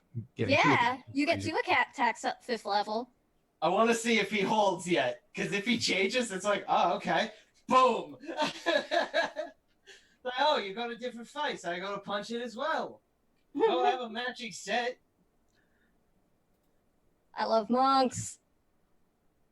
I Monks are completely great. forgot about the extra attack. Thank you. Yeah. I mean, that's why I'm here. Just Fine. speed. Let me go back to this Begging one. the guy. I'm here.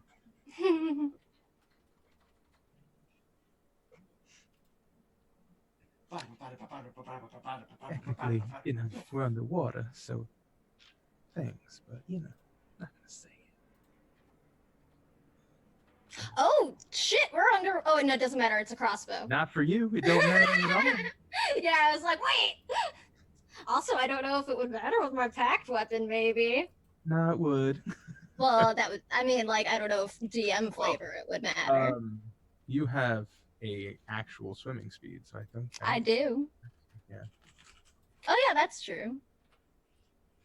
I mean, I also have a packed weapon from the ocean, maybe. So who knows? the Smivtion. Feed the sea. My speciality is hitting things until they stop moving. Sorry. Completely wrong accent. I imagine there's just kind of like the tip of like a little feather and like the edge of Tief's hat like poking out from behind Sari's like knees right now. Oh yeah. It's like as soon as Sari hears like the click, Sari just like lifts her leg a little bit. Oh, hold on. Click. we got a system. Yep. Just click. Oh, seems you've got a special delivery, mate. Oh, there it is. Package delivered. Oh, That's wonderful. God, I love goblin mail. Goblin liver. Goblin mail. Quick and accurate. Click, click, speedy delivery service. Pew pew. Pew, pew, pew, pew, pew, pew, pew. That is what my crossbow sounds like. Yeah. It makes like I don't a know laser why, but it noise. sounds like a laser. Pew, pew, pew, pew, pew, pew, pew, pew. So where did Corey go exactly? Oh, he cast invisibility. Yeah. Oh, well, that'll do it. He stealthed out of our campaign. He's in another one right now. Yeah. He changed. He's coming back in full costume for what this thing is. He plane shifted to Yeah. Ravnik. Hey! I made an assumption that something was going to be in the freaking in the artwork that's not there, even though it's in the book and it should be there. Oh. Oh no. Yeah. Wow. So I will describe for you what you see. Anybody happen to see the whole Blade series? The movies or the What? Yeah, the movies. Us? Space vampire, really? I mean, Yeah, sort of. That's what it reminds me of. I've seen the Superior first movie and then the other ones. It's terrible the way that Fantasy Grounds has got this organized. You know what I really like about the third Blade movie is when Ryan Reynolds plays Ryan Reynolds. That was amazing. Yeah. Any movie where Ryan Reynolds plays Ryan Reynolds is the best. Oh, so all of them? Detective Pikachu? Yeah, Yes. pretty much. What's your favorite Ryan Reynolds movie? Yes. Yes. Yes. Well, I was about to say excluding Green Lantern. All right, you're going to do this the old school way. Oh, I was yes. about to say, including Green Lantern. Oh, look at that Oh guy! my! Look at that! Hey. Oh, look at that sweet baby. Hello, cutie. I like his ear things. Or are those more mouths? I can't tell. I think it's like one of those faces that opens. Only a mother could love? Yeah. Days. So as his head bounces off the door Says the frame, goblin. his mouth opens up sideways, and he screeches at you, and you see as the rippling happens away from the illusion that was him, his hair becomes these long, flowing tentacles resembling of kraken's limbs. I don't know, tentacles. Tentacles. And, yeah, things escalate a little bit from there. The chanting suddenly comes to a stop. Well, I still have an extra attack, so I'm gonna punch him in his face again. Yeah, teach him what for. So All right, see if you can knock some of them deep scion teeth out the back of his squishy skull. that's a 17 to hit. That'll hit. Oh, okay. So you're one of those things, eh? That's another 7 points of bludgeoning damage. All right.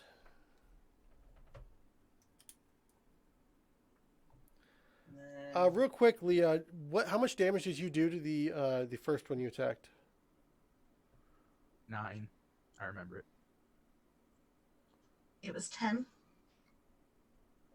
Oh. Because it was a 4 plus 3 plus 3. Okay, I recorded it. I Yeah, it's see right now, recorded. so- Oh, to Leah, I didn't hear you. I thought you were asking him. Okay, so next is going to be Sari. Or do you have more? Monks and their action economy. What do you got? Bonus action, flurry of blows. Oh my.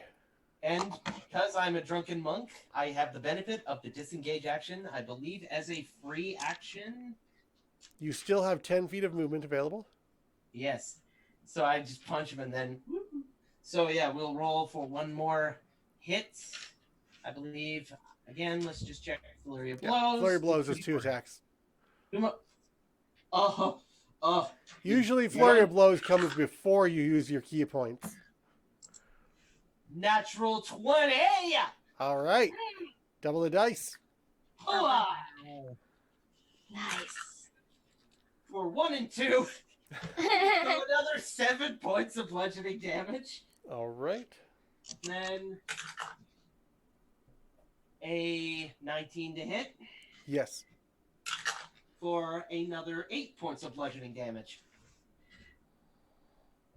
Okay. So it's just like punch, and then I grab his head and just do like the knee crack. As you do the knee crack, you see a few teeth fall out and sink to the bottom of the ocean. And then he just kind of goes, so, that'll show you for getting in our way. Huh. And he just kind of steps back 10 feet. That's my turn. All right. Wait, which action was that? Disengage? Yes. Okay. All right, and then it will be Sari. Well, so I crack my neck. And I have 20 feet of movement under this water. Is that enough to get to him? It is. So I swim up to him and heft my large great axe, look him in the eyes and go, Tempest is hungry. Tempest is real hungry. And you made me angry. You don't like me when I'm angry, and I would like to rage? Politely. Politely. Because that's the only way that a southern belle like me will rage. You see a calmly controlled bit of drool goes down the side of her face. And big thing, just like the spirit of a bear seems to come over my body for just a moment before fading away. Oh. An aquatic bear. Oh, of course. The sea bear. The sea bear. Polar bear. Yeah. There you go, polar bear. All And right. Polar bears spend a lot of time in water. Oh. I heft my axe up in the air, and I attack recklessly. Retro. Do it. Make him bleed. So that is a 26 to hit. You've actually gone around full circle, and that's a miss. Oh, that's terrible damage. 7 slashing damage. Magical. For this is a +1 great axe. Excellent. As I cleave across his body, I'm gonna bring my axe back up, and that is a 18 to hit. So of course that hits. Definitely. And that is much better damage. A 12 points of slashing damage. Oh, I'm sorry. Add 4 total to the whole thing. So I don't remember what I even said the first one. It was on 7, 12, 19, plus 4, 23 total this round. Okay. Forgot I was raging and I get +2 to damage. Gotcha. All right. Very nice. Very well struck. And yeah, I mean, there's literally nothing else I can do. All right. Well, that is going to be the Kraken Priest's turn, who is going to make an attempt to escape from this terrible, terrible grapple. The octopus attempting to crush the life out of this poor sea elf. That would be a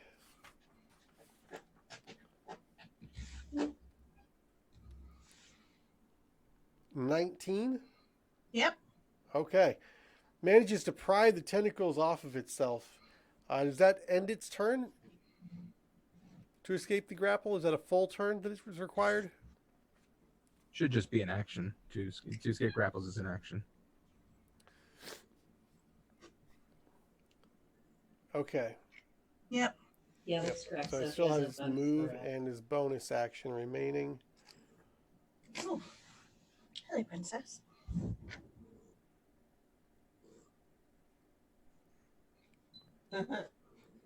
What you doing? Can I be on camera? Yeah, she's the total camera whore. Fluffy though. She's just messing with all my dice. Do you mind? I'm trying to be a professional. I'm gonna move these over here. No, leave them alone. Go down. Down. Down, down, down, down, down. Okay. So it is going to skitter back away from you as far as it possibly can.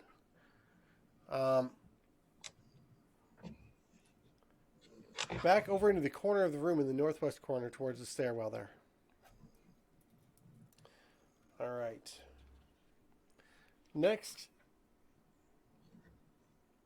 is going to be the other Kraken who has followed Key off into the other chamber. I like the words "other Kraken." Did I say other Kraken? I'm sorry. They're You not mean Krakens. Other guard. Other guard, yes. I mean, I wouldn't drop that many Krakens on you guys all at once, right? Surely not. Maybe. Who knows? Okay. So he's going to, as he's walking beside you and you start to hear the commotion from behind, you turn back to look over your shoulder. And right at that moment, he strikes. He attacks you with a small, he attacks you with an open palm towards the side of your shoulder and uses the ability Thunderous Touch for a 17 to hit. Ooh, 17 will connect. Okay. I am going to use my reaction to half the damage, though. That would probably be pretty good. Yeah. As it deals 27 points of damage. As it goes rippling through, you can feel your bones almost liquefying. There's so much voltage. You can see the little bubbles on the kelp burst in the water around you from the effect. Can I ask, is 27 before being halved? Before being halved. I will always give you the raw number. Thank you. I appreciate that.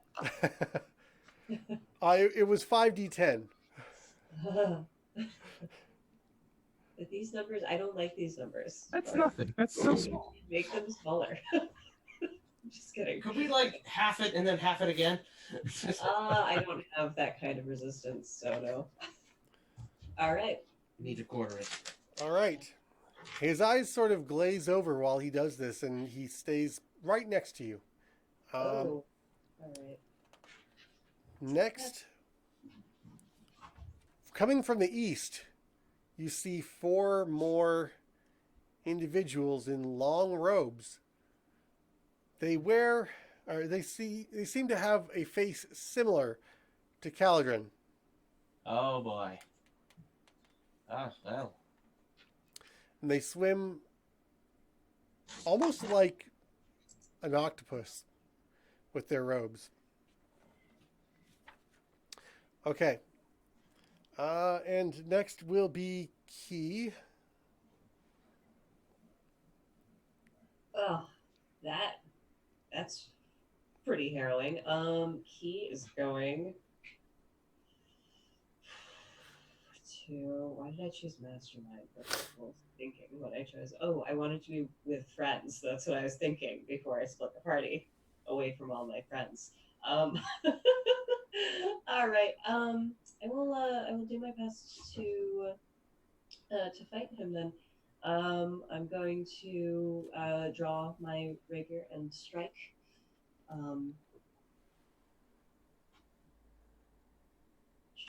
Not getting any sneak attack right now, but that's fine. It's going to be a 21 to hit.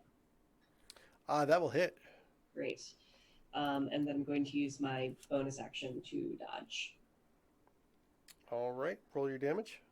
All right. It's just going to be 7 plus my modifiers of 10 piercing.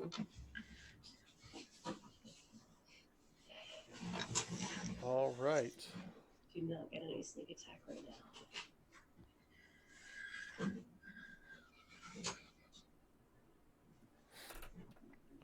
All right, and that will bring us to Caladrin, who is going to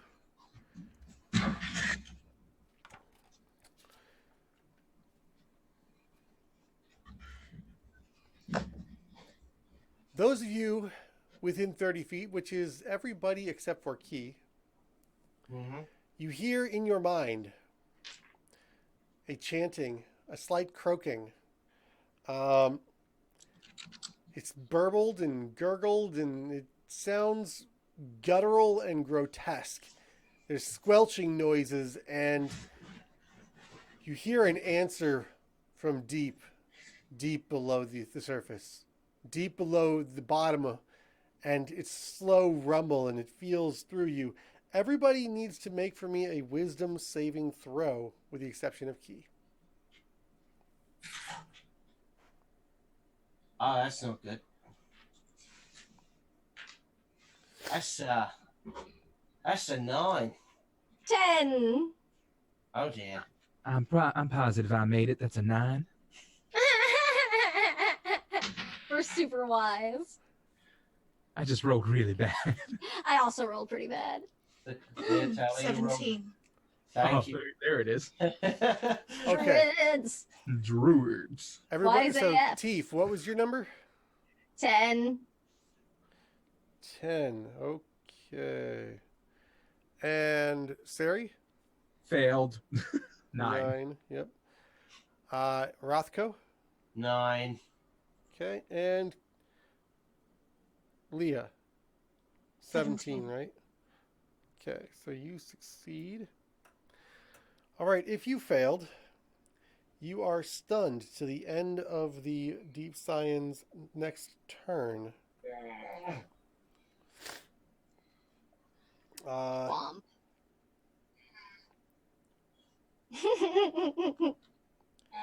There's a psychic screech in your mind. You see the memories of this Caladrin for the last 24 hours as he's spoken to multiple other priests of, well, this Kraken. And they seem to be speaking about a specific Kraken and how they're going to lure a group of adventurers down here to be bait and fodder for Volastroth.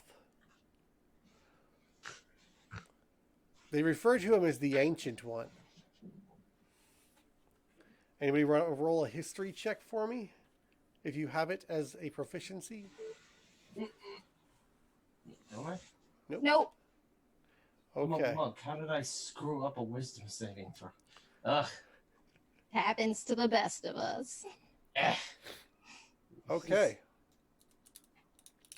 Leah, that will be your turn at the top of the initiative. Okay, damn. So my quarry has moved to the stairs. And I heard this horrible noise. Well, who would you say in the immediate vicinity where I'm currently hanging out on my altar? It's my altar now, I've claimed it, I sit on it.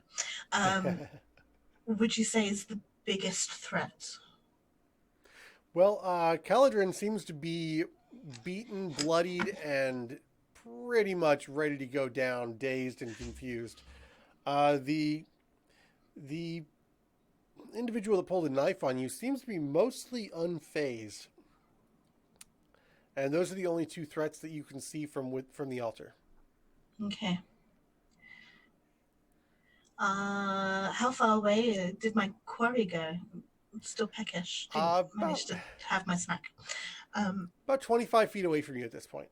Okay, cool. It's well within my swim speed. So I swim up to them and I attack them again.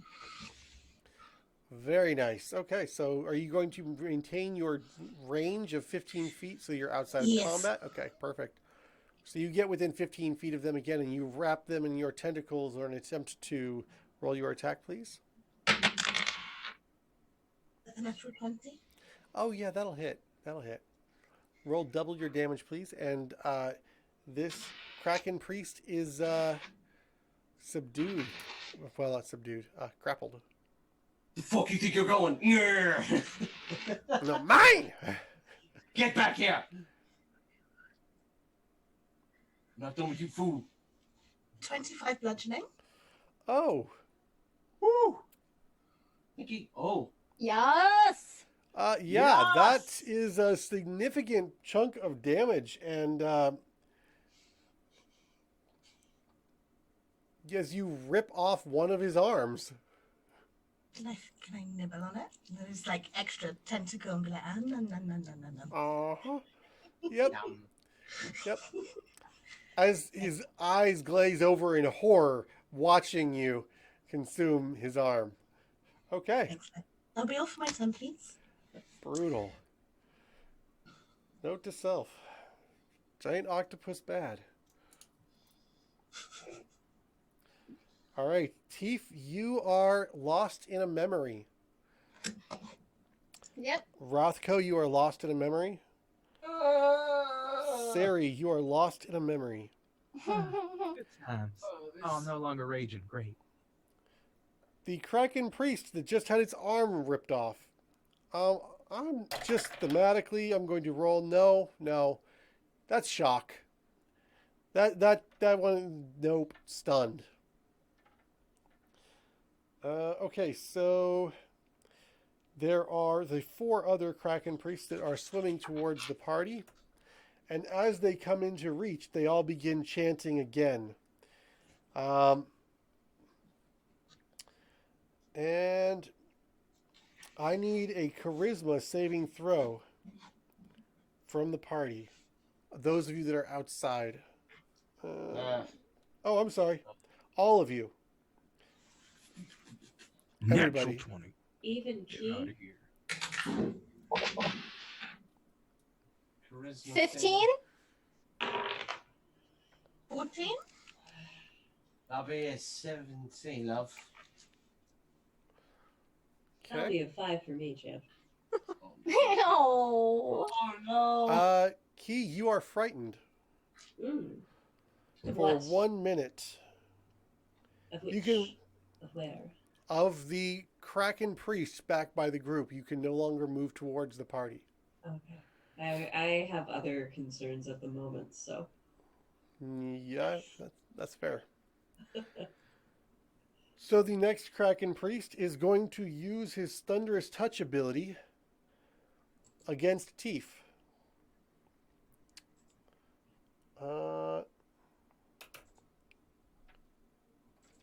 How do we want to consider that? You are in... Let's see, what did it do? Let's just look at that. How long is the stun? Am I still stunned at the end of my turn, or does it To continue? the end of his turn.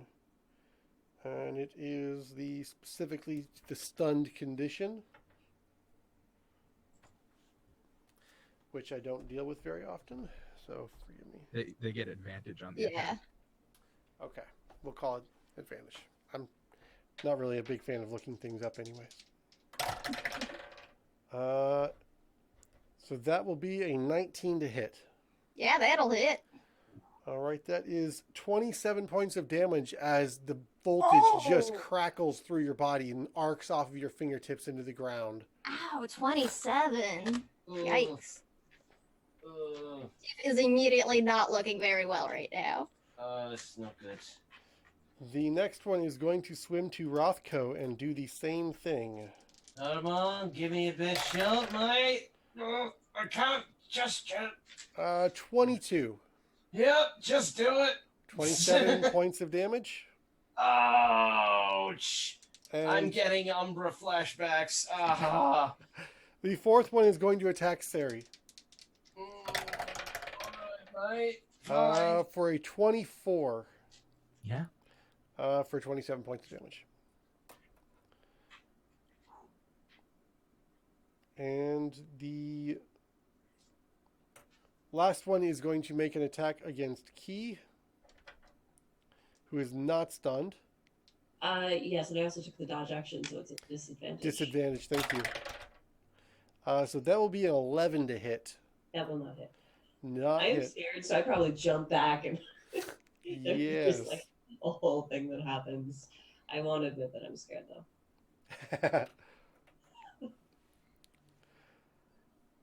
All right. Next is going to be Key. Great. I wish I had something else to do. I'm trying to remember. All right, so I just can't move toward this guy. You can't move towards the rest of the party. At this person who's in front of me, who hates me, some reason. I don't know. Let's see.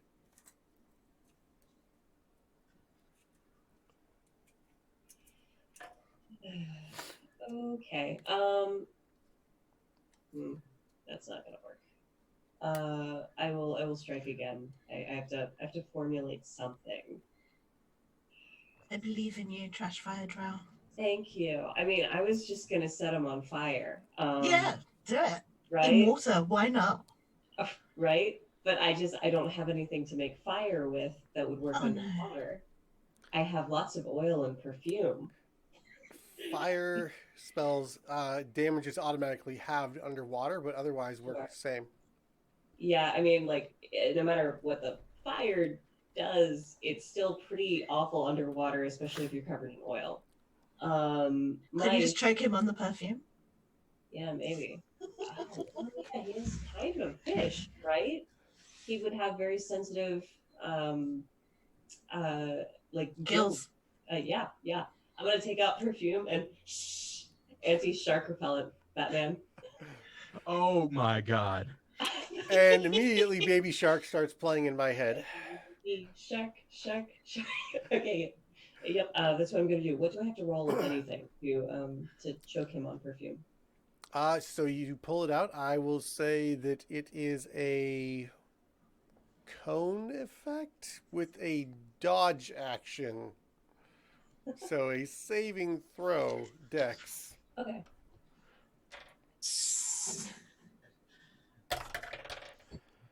Which is only going to be a 12. Ooh, nice. So your attack modifier is going to be, if we use like a spell casting modifier, it's going to be an 8 plus your, we'll go with Dex because you're a rogue. That's fair. So if we did that, it would be 8 plus 3 plus my proficiency bonus, which is 3. So 14.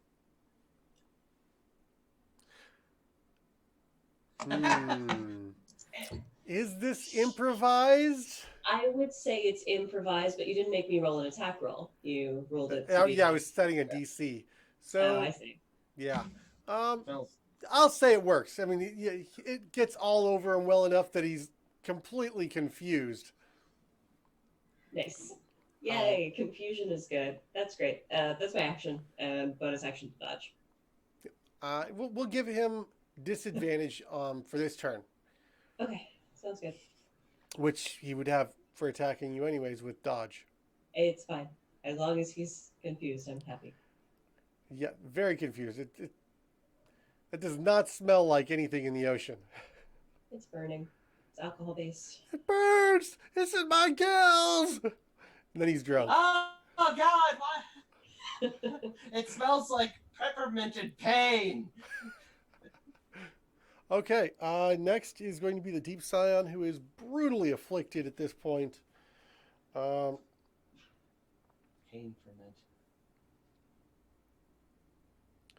And he's going to lash out angrily at who's right in front of him. It is Rothko and Sari. So I'll do a 50-50 as he is pretty beat up. Oh, hey there, honey. Okay. Going to be attacking Rothko. Ah. Bye, Rocco. With advantage, he's going to use multi-attack. First Alright. attack is going to be a 22 to hit. Roll damage. With a battle. Oh, I'm sorry, that would be a 23 to hit. My AC is 18. You got me. So that'll be 9 points of damage. And he's down. And followed by a second attack. Are you down? Yeah, one hit, man. Okay. This is- Then the second yeah. attack will be going to Sari with the battle Ow. axe. With a nat 20. Oh, yeah. Oh, That's gonna be nice. Oh no. Damn it. Oh. That is okay. Okay. 23 points of damage. With the crit. I'm all right. You're Hey, raging. Rothko, how are you? You'll make it through. Yes, Sam, you are still alive. Figured it'd be good to check, you know? Nobody's attacked you. Just the shock hand. Not since thing. last time? Yeah, not since. I got attacked. Yep, and that will be the end for the deep sign, bringing us back to the top of the round with Leah. yeah. Would you allow me? Yeah, see, this is the thing. You go, oh, rules. Yeah. Would you allow me to swim over to my party? Take them in a tentacle each. Cast ink cloud and then dash.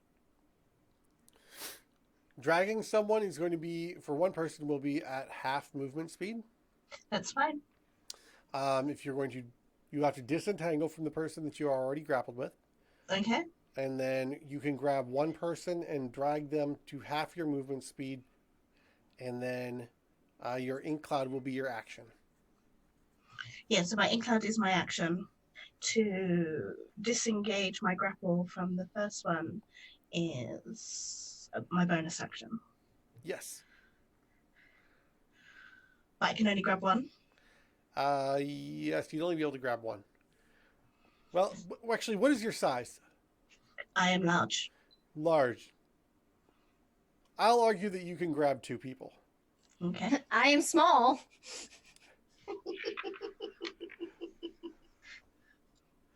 Alright, I then disengage from my bleeding, one-armed quarry. I've had my snack, I'm happy. Swim over to my party. I take hold of Rofka and Tiff. Cast Ink Cloud, which is 20-foot radius, and then not dash, but well, it says here that after releasing the ink, the octopus can use the dash as a bonus action, but I used my bonus action already, so I'll just move my half movement. Okay. That Which is puts you. 30 foot. That puts you about 20 feet out towards the rope going up to the ship. Okay. All right. And all right, with the effects of the ink. So the effects of the ink is the area is heavily obscured for 1 minute, although a significant current can disperse the ink. Okay, 20-foot radius. All right, so that is pretty much the entirety of the entrance of the chapel, both inside and out up to the next building. Pretty much everybody is in heavily obscured and will have disadvantage on all attacks. All right. Teeth, you come back to it. The last of the lightning licking off of your fingertips, and you feel a bit under the weather. Crispy, maybe. And you're in the arms of a tentacled octopus. Ah! Arms of an octopus. All right. Well, I mean, like, screw that guy who thundered me or whatever. Can I, as I'm getting like dragged away by the octopus and I come out of it, can I just like shake my head and go, "Screw you, man," and shoot him with my crossbow? Yes, you can attack into the cloud. It's going to be a disadvantage. I don't care. Hopefully, I will miss Sari. Don't roll a 1. Right. Aw, man. Actually, it's a 12 to hit. That's actually good enough to hit. Nice. Woo! Oh, but butts damage. It's only 6 piercing. That is enough Yay! to make him scream out in pain and make you feel a sense of accomplishment and joy washes over you, and you feel loved and accepted by your patron. Oh, well, that's lovely. But I will pull myself out of Leia's tentacles and just be like, "Thanks, doll." And I would like to use my movement to get anywhere that I can and use my nimble escape to take a hide action as my bonus action. All right, you make your way over to the coral reef with your maximum movement range into the 90-foot area and are able to hide. Please roll a stealth check for me. Ooh. 21. Okay, that's a good number. Yeah, I rolled a 19. All right, and next is going to be Rothko as you come out of it. I'm unconscious. Roll me a death saving throw. That's a 10. That's a success. You are so far stable. All right, next will be Sari. Yeah, I'm a little bit, how do we say this? Upset that some motherfuckers hurt my friend Teeth. And I will rage again since I lost it for being stunned and rush the nearest piece of crap that I can see. You can see nothing. You're right. That I could feel around for. With 20 foot of movement since I'm halved underwater. And just, Leah, you carried away Sari, right? No, I carried away Rothko and Tiff. Oh, Yeah. Rothko and Teef. Okay, perfect. Sari, you reach out around you and you feel a bolt sticking out of someone's shoulder and recognize the wound that was dealt previous in the battle. I will attack it. Recklessly, of course. Is there any other way to do it in the dark? I mean, definitely not. That is 21 to hit. Is that with disadvantage? Well, recklessly gives me advantage, gives so you perfect. straight. So 21, that'll hit. That is 11 points of slashing magic damage. As your axe cleaves through this poor deep scion who is, it's Lord Caladron that you have taken below the waves and murdered. There will be hell to pay as your axe bites through his torso and sinks heavily into the stone wall on the other side of him. You get the impression that there's nobody left for you there. Well then, if I remember at all the direction that something was in, I'd at least move towards that direction. You're standing just inside the doorway. I mean, so there were things coming at us that gave us that weird Oh, from fear. the direction that the other four were coming from? Yeah. Okay. Yep. I So would they're move 20 feet just towards outside the door. So, like, near me? About 10 feet away, somewhere in there. I would go in that direction because I know that there's, cloud around us and just swing and maybe I hit something. All right. Roll at disadvantage. Well, recklessly, unless you're imposing it on top of that. It's going to have to be on top of that. I mean, Yes, fine. with the one right in front of you, but with the heavy obscuring of the ink, it's gonna 16 total. that will hit. Awesome. 11. No, 10. 10 points of slashing damage. All right. As Sari is swinging very angrily this You time. remember there were some bad people over here a few minutes ago, and you swing wild, and hopefully it's not one of your friends as your axe bites deep into something, and you feel the crunch. That's my turn. You're like, Rothko, tell me that wasn't you. Well, luckily, that was only a 16 to hit. So. I was Yeah. gonna say, it's like, yeah, Rothko, that's one failure. I believe that could kill my friend Teef, though. Now, Rothko, you have actually been carried out of the ink. Cool. Oh, I mean, I have a plan. Okay, next will Thank be the priests, I believe. That was Rothko's turn, correct? So, I'm sorry, that was Sari's turn. So next will be the priests. The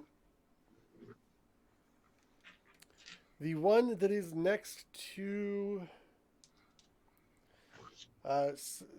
you just hit, Sari, is going to make an attack on you with disadvantage. That will be a Straight roll. 19 to hit.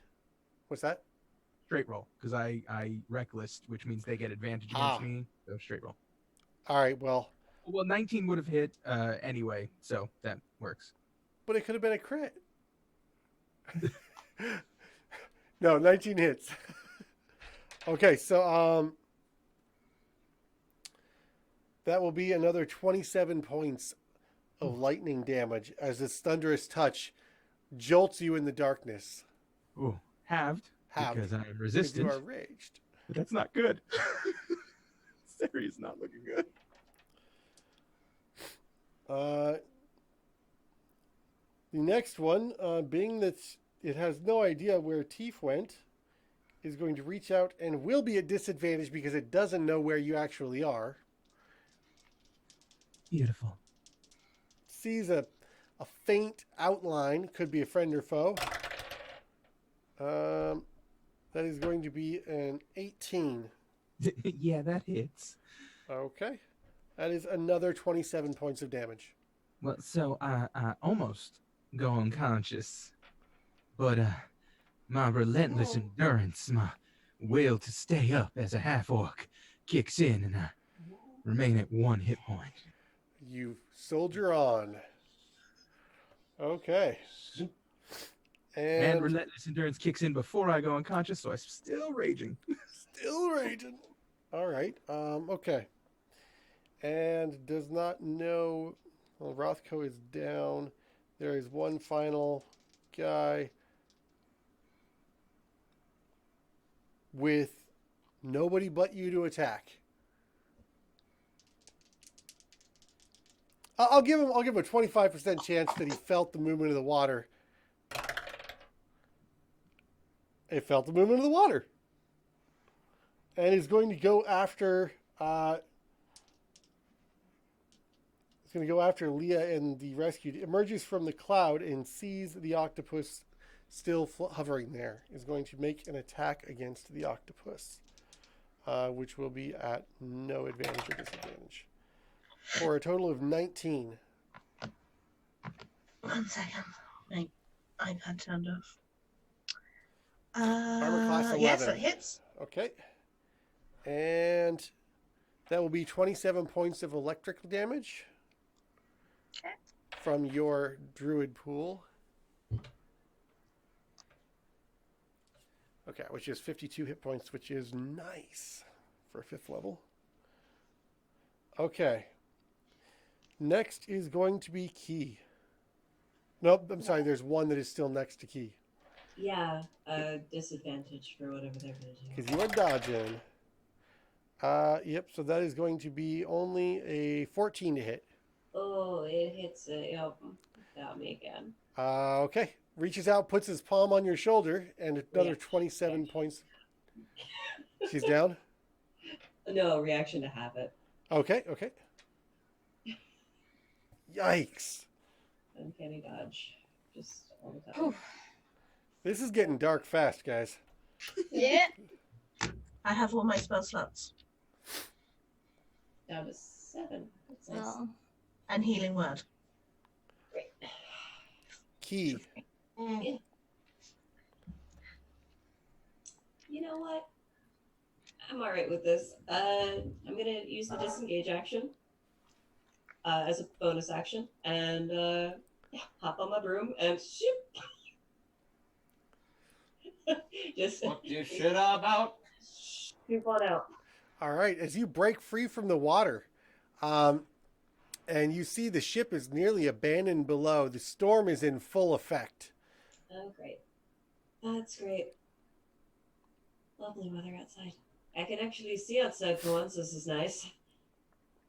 Yeah, the world is remarkably calm with just a bit of rain and slight wind, but the sea is violent below you, and these waves are cresting easily 15 to 17 feet in the trough. So this is a rough seas. The ship is being tossed about. All right. And the Deep Scion is dead, which brings us back to Leah. Okay. I bought 1 potion of healing. I drop out of octopus form Okay. as my bonus action. And I take out my healing potion. Now, how do you make someone drink a healing potion underwater? Well, you suck it out the bottle, you hold their nose, and you blow it into their mouth. And I would like to try and give Rocco this kiss of life almost. Yeah. It's a tale as old as time. I'm very sorry, Rocco. The elf and the turtle. It was. No. I'm okay The with it. siren and the I sailor. like it. oh yeah. And then- So, 2d4. Though it usually turns out that she's apparently a manatee, a sea elephant. That's From wherever Tifa's hiding by the coral, you just hear ooh. You get 8 points of HP. Thank you. and you are immediately stabilized. All right. Next will be Teef. All right. Well, at this point, I'm able to see my friend Sari is looking in not great condition. Yeah. I am going to. Sari's Can actually I reach in her the with my ink movement? cloud. Sari's actually in the ink cloud, and you can't really see Sari. Oh, all right. Just little red specks. Right. It's oddly disconcerting to you, though, that everybody else has made it out of the cloud except Eh. Sari, and you're beginning to get a little bit worried. Yeah, because I mean, I don't know if I'm still able to like hear fighting sounds, I guess. So I'd hear there's like something going on in the ink cloud, but not really know what. But I am quite nervous about it, so I'm gonna go. I'll use my movement to get into the cloud, and I'm gonna call out for Sari. Just be like, Sari, where are you at? And I will, if I'm able to hear her, like I don't know if you like let her respond as a free action. Absolutely. Speech is always a free response, free action. I will follow the dulcet tones of her voice. I'm fine. Get out of here. Just hang on, dear, and I'm gonna reach out and touch. I guess your knee is probably all I can reach, and I'm gonna cast invisibility on the both of us. All right. And I'm just gonna tug on her, like, you know, little coat or whatever, and be like, all right, we gotta get the hells out of here, girl. and start like pulling her out of the ink cloud. It took 40 feet of movement to get to her. Oh, does it? I wasn't sure where she was. Yeah, you were actually, it's beyond 40 feet, but Was I? for Okay. narrative fun, and just because of the dramatic moment, yes, you definitely get all the way down there, and are able to cast invisibility on the both of you. Cool. Does that All right. allow your invisibility allows you and one other creature as well? It does, because as a warlock, it automatically casts at my highest spell slot, which is 3rd. Nice. So I get to target 2 creatures. Okay. Next will be Rothko. You have 8 hit points, and you are gagging down this potion, and your eyes open to Leah, parting her lips as she breaks the kiss. Well, I do appreciate that. So the thing that hit me is still nearby, right? There is one of them within combat range of you. Just attacked Leah. I do appreciate that. And let's just see, because I need to just double check something about the monk.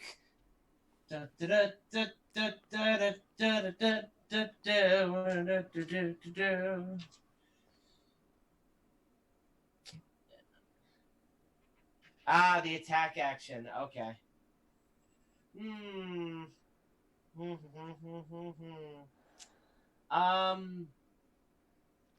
Yeah, no, I'm going to. I know what I can do. I'm going to. Are there any teeth or anything on the ground? Teeth? Teeth, mud, rocks, coral, anything? There's lots of coral all around. Okay. I'm just going to take some of the coral out of the ground and just whip it at him for an improvised range attack, which I am proficient in. Yes. Tavern Brother! It will be 1d4 damage Yes. should you hit. You can use your proficiency. Okay, so if it's a ranged attack, what would I be adding to my proficiency? So it's my proficiency.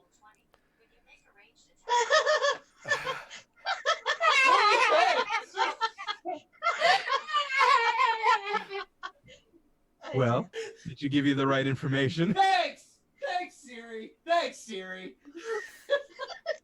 Okay. Anyway.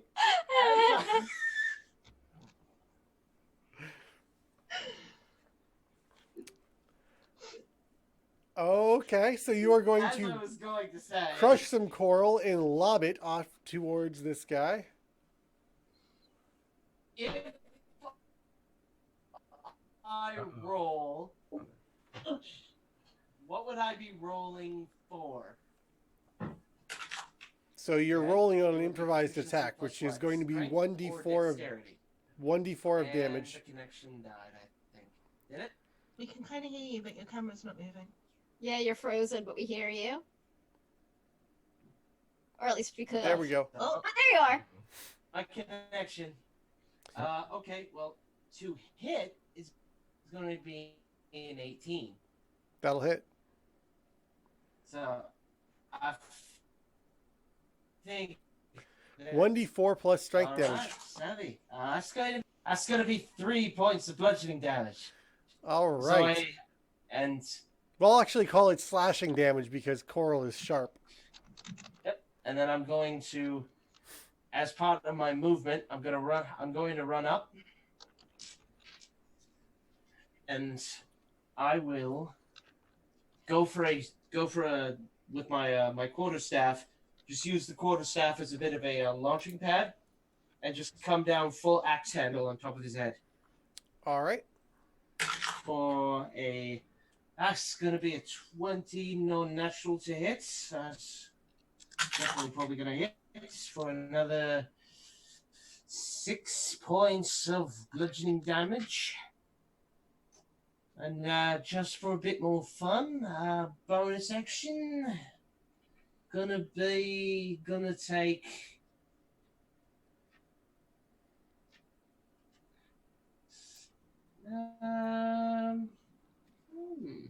I'm going going to use a key point to use Step of the Wind.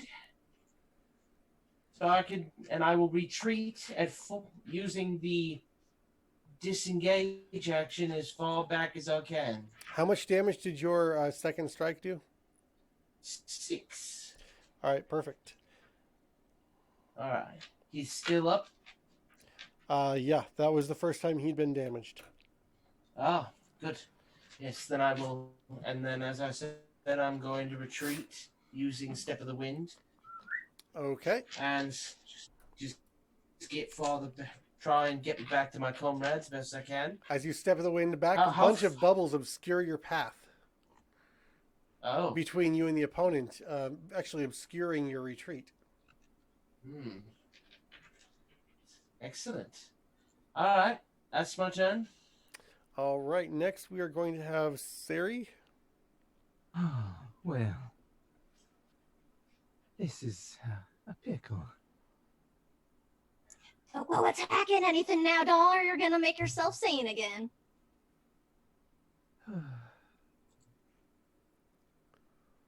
Only because of who it was, I will attempt to retreat back to where the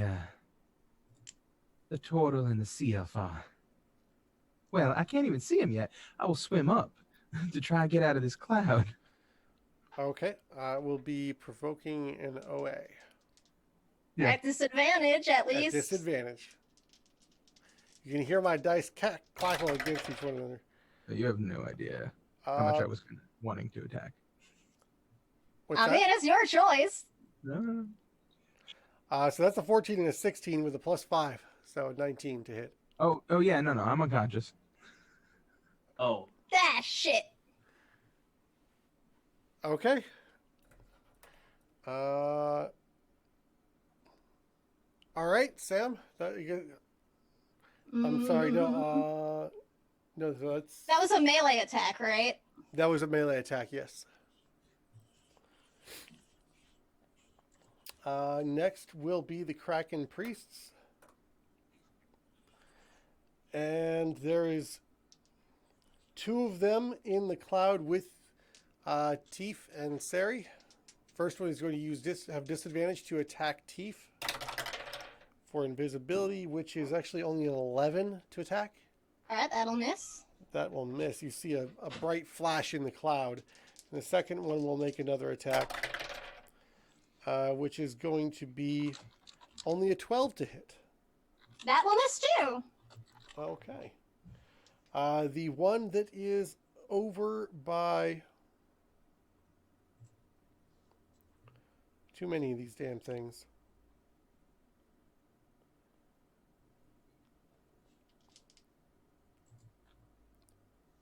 The one with the arm that has been torn off emerges from the cloud and comes after Leah. Is going to have a 19 to hit. Not playing around, are they? Yes. I think you're muted. Okay. There'll be 27 points of damage again. Again. Oh yeah. Wait, I'm not octopus anymore, are I? Oh, yeah, you're not an octopus anymore. So that is your first hit onto Leah. We released at what, 4 health? 3. 3. I actually think I actually worked my health out wrong because I just did it through Beyond. Doesn't sound right. 30 at level 5. Well, anyway, but yeah, carry on, please now. What's your con modifier? 3. 3. Okay. Yeah. So you should have 15 plus D8 times 5. Average should put you at 40. Yeah. That's You it, could have I think. potentially rolled low on it and gotten 30, but yeah, I would do 40 as your hit points on that, just as an average. We can sort it out another day. Yep. It's not important today. If I go down, I go down. Yeah, we're already after 8. Yep. Oh yeah. Well, I think we all see where this is going, right? We're not going to die. we're gonna Total win. victory, right? We're Total gonna victory. win. We're That's being what I'm beaten. seeing. We're being beaten at the moment, but we're the underdog. We're gonna come back fighting. I'm out of animal form now, and I got all my spell slots. I'm ready to do some damage. I have a wonderful view of the Maybe you. everything lovely. Y'all should Oh, Well, I will let you in on a I could little do this secret. all day. This encounter is designed to lose, not to kill the party, narratively. Corey.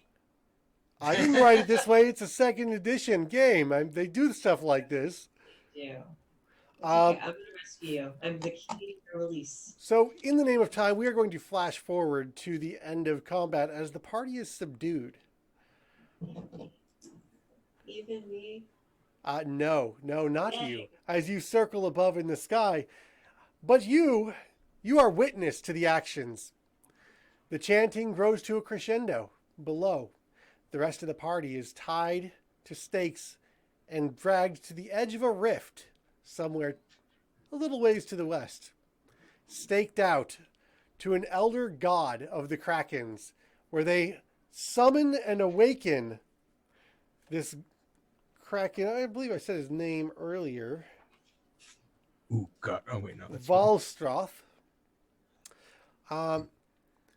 who after a short time of chanting awakens, and there's a slight earthquake as the enormity of this creature collapses a small portion of the trench, and the ocean actually begins to fall into a vortex, and you can see as the ship above begins swirling down into this whirlpool, and the Kraken emerges, and on the bottom of the ocean, as it is being sucked in through this hole where the Kraken was, this ruins are now above water. Excuse me. Man. The ruins are actually above water for a few moments as the ocean is sucked into this crevice. And the staked participants of this party are lying unconscious, roped to these posts, and the Kraken emerges, is extremely disappointed at being woken, as it only awakens once a century. It has been prematurely brought back. It sees the paltry offering from this cult. With a mighty, wrathful slash, it brings down its tentacles upon its summoners, and you hear psionically deep in your chest, Key, the malice, and in Aquan, an ancient form of Aquan, you understand the basics of the disappointment in this petty offering, and why would they awaken it for such a terrible, terrible... This is not what it comes back for. It looks upon and sees the ruins of this once great established city that it has pulled into the sea after it, and you feel great regret that civilization is no longer its worshippers. And after killing everybody else, it climbs back into the crevice where it came from, and the ocean begins to return to its normal height. Sometime later, the wreckage of the ship floats by, and the party is able to climb to the surface, coming awake, still within the water-breathing time limit. Oh. You ride the Okay. flotsam back to town, a little wiser that perhaps 5,000 gold pieces for an exploration mission was just a little more, and to be wiser on future courses of action. I could have taken him. The locals pour around you as you emerge from the beach, the storm beginning to clear already. The inn offers you as saviors of the town, having destroyed this storm and whatever foul thing created it. You are offered free lodging, and the Mariners Guild gives you their signet and tells them to approach them when you recover. And that's where we're going to wrap today's session. Woo! Oh, Woo! Deep Scions, not fucking around. Jesus. The Deep Scion was actually nothing. He just stunned you for a round. Those Kraken priests, oh my god. Right. That was the It is drop. 8:10 now, and we've got Ravnica up right after us with their penultimate season episode. Ooh, Awesome. excellent. yes. So that's what we've got, everybody. Just do a quick go around, and then we're going to turn it over and let Ravnica jump on. We are already encroaching upon their time, so thank you guys over at Variant Sorry. Rolls for being Yeah, sorry. Thank patient with you. us. But we needed to wrap it up, and oh my god, that was an epic ending. That combat seemed to drag on forever, but I actually anticipated it was going to be over much quicker. I am DM Corey. You can find me on Twitter all over the web. I am pretty much branded across everywhere. You can find me on all the social media and my website, dreadvector.com. So I will catch you guys soon. If you guys want to go around, let's start off with Leonie. Hi everybody, I'm Leonie, also known as Glass and Gadgets, and I play Leah. I am Goldheart Gaming in the chat, and you can find me Glass and Gadgets anywhere on the web. All right. And Teef, Sam? Hey, I am Sam. You can find me at samwise_gameg on Twitch, Twitter, and on Instagram. All right. Mal? I'm Malwave. You can find me at Malwave on Twitter. I'm Malburb in the Twitch chat, and I'm hoping I made a good impression. I want to be on more of these. This is a great job. Robert? I am Robert Allen, at Voices of Robert on Twitter, Robert Allen DM in chat, whatever. Hey guys, that was great. All right. Key? I'm sorry, Marcy? Hi, everybody. My name is Marcy. You can find me at MarsiVellan. I'm going to pass out now. Yes, get better. We love you, Marcy. Yeah, please. All right. And that's everybody. Okay, and we will be back here Monday. Thank you so much for joining us, and we'll see you next week. We have 3 more episodes of this nautical fun. And then next week, we will dive into Isle of the Abbey. This was sort of an exploratory mission about the area. Perfect. Bye, everybody. Thank you, everybody. Thank you so much. Everyone. Bye.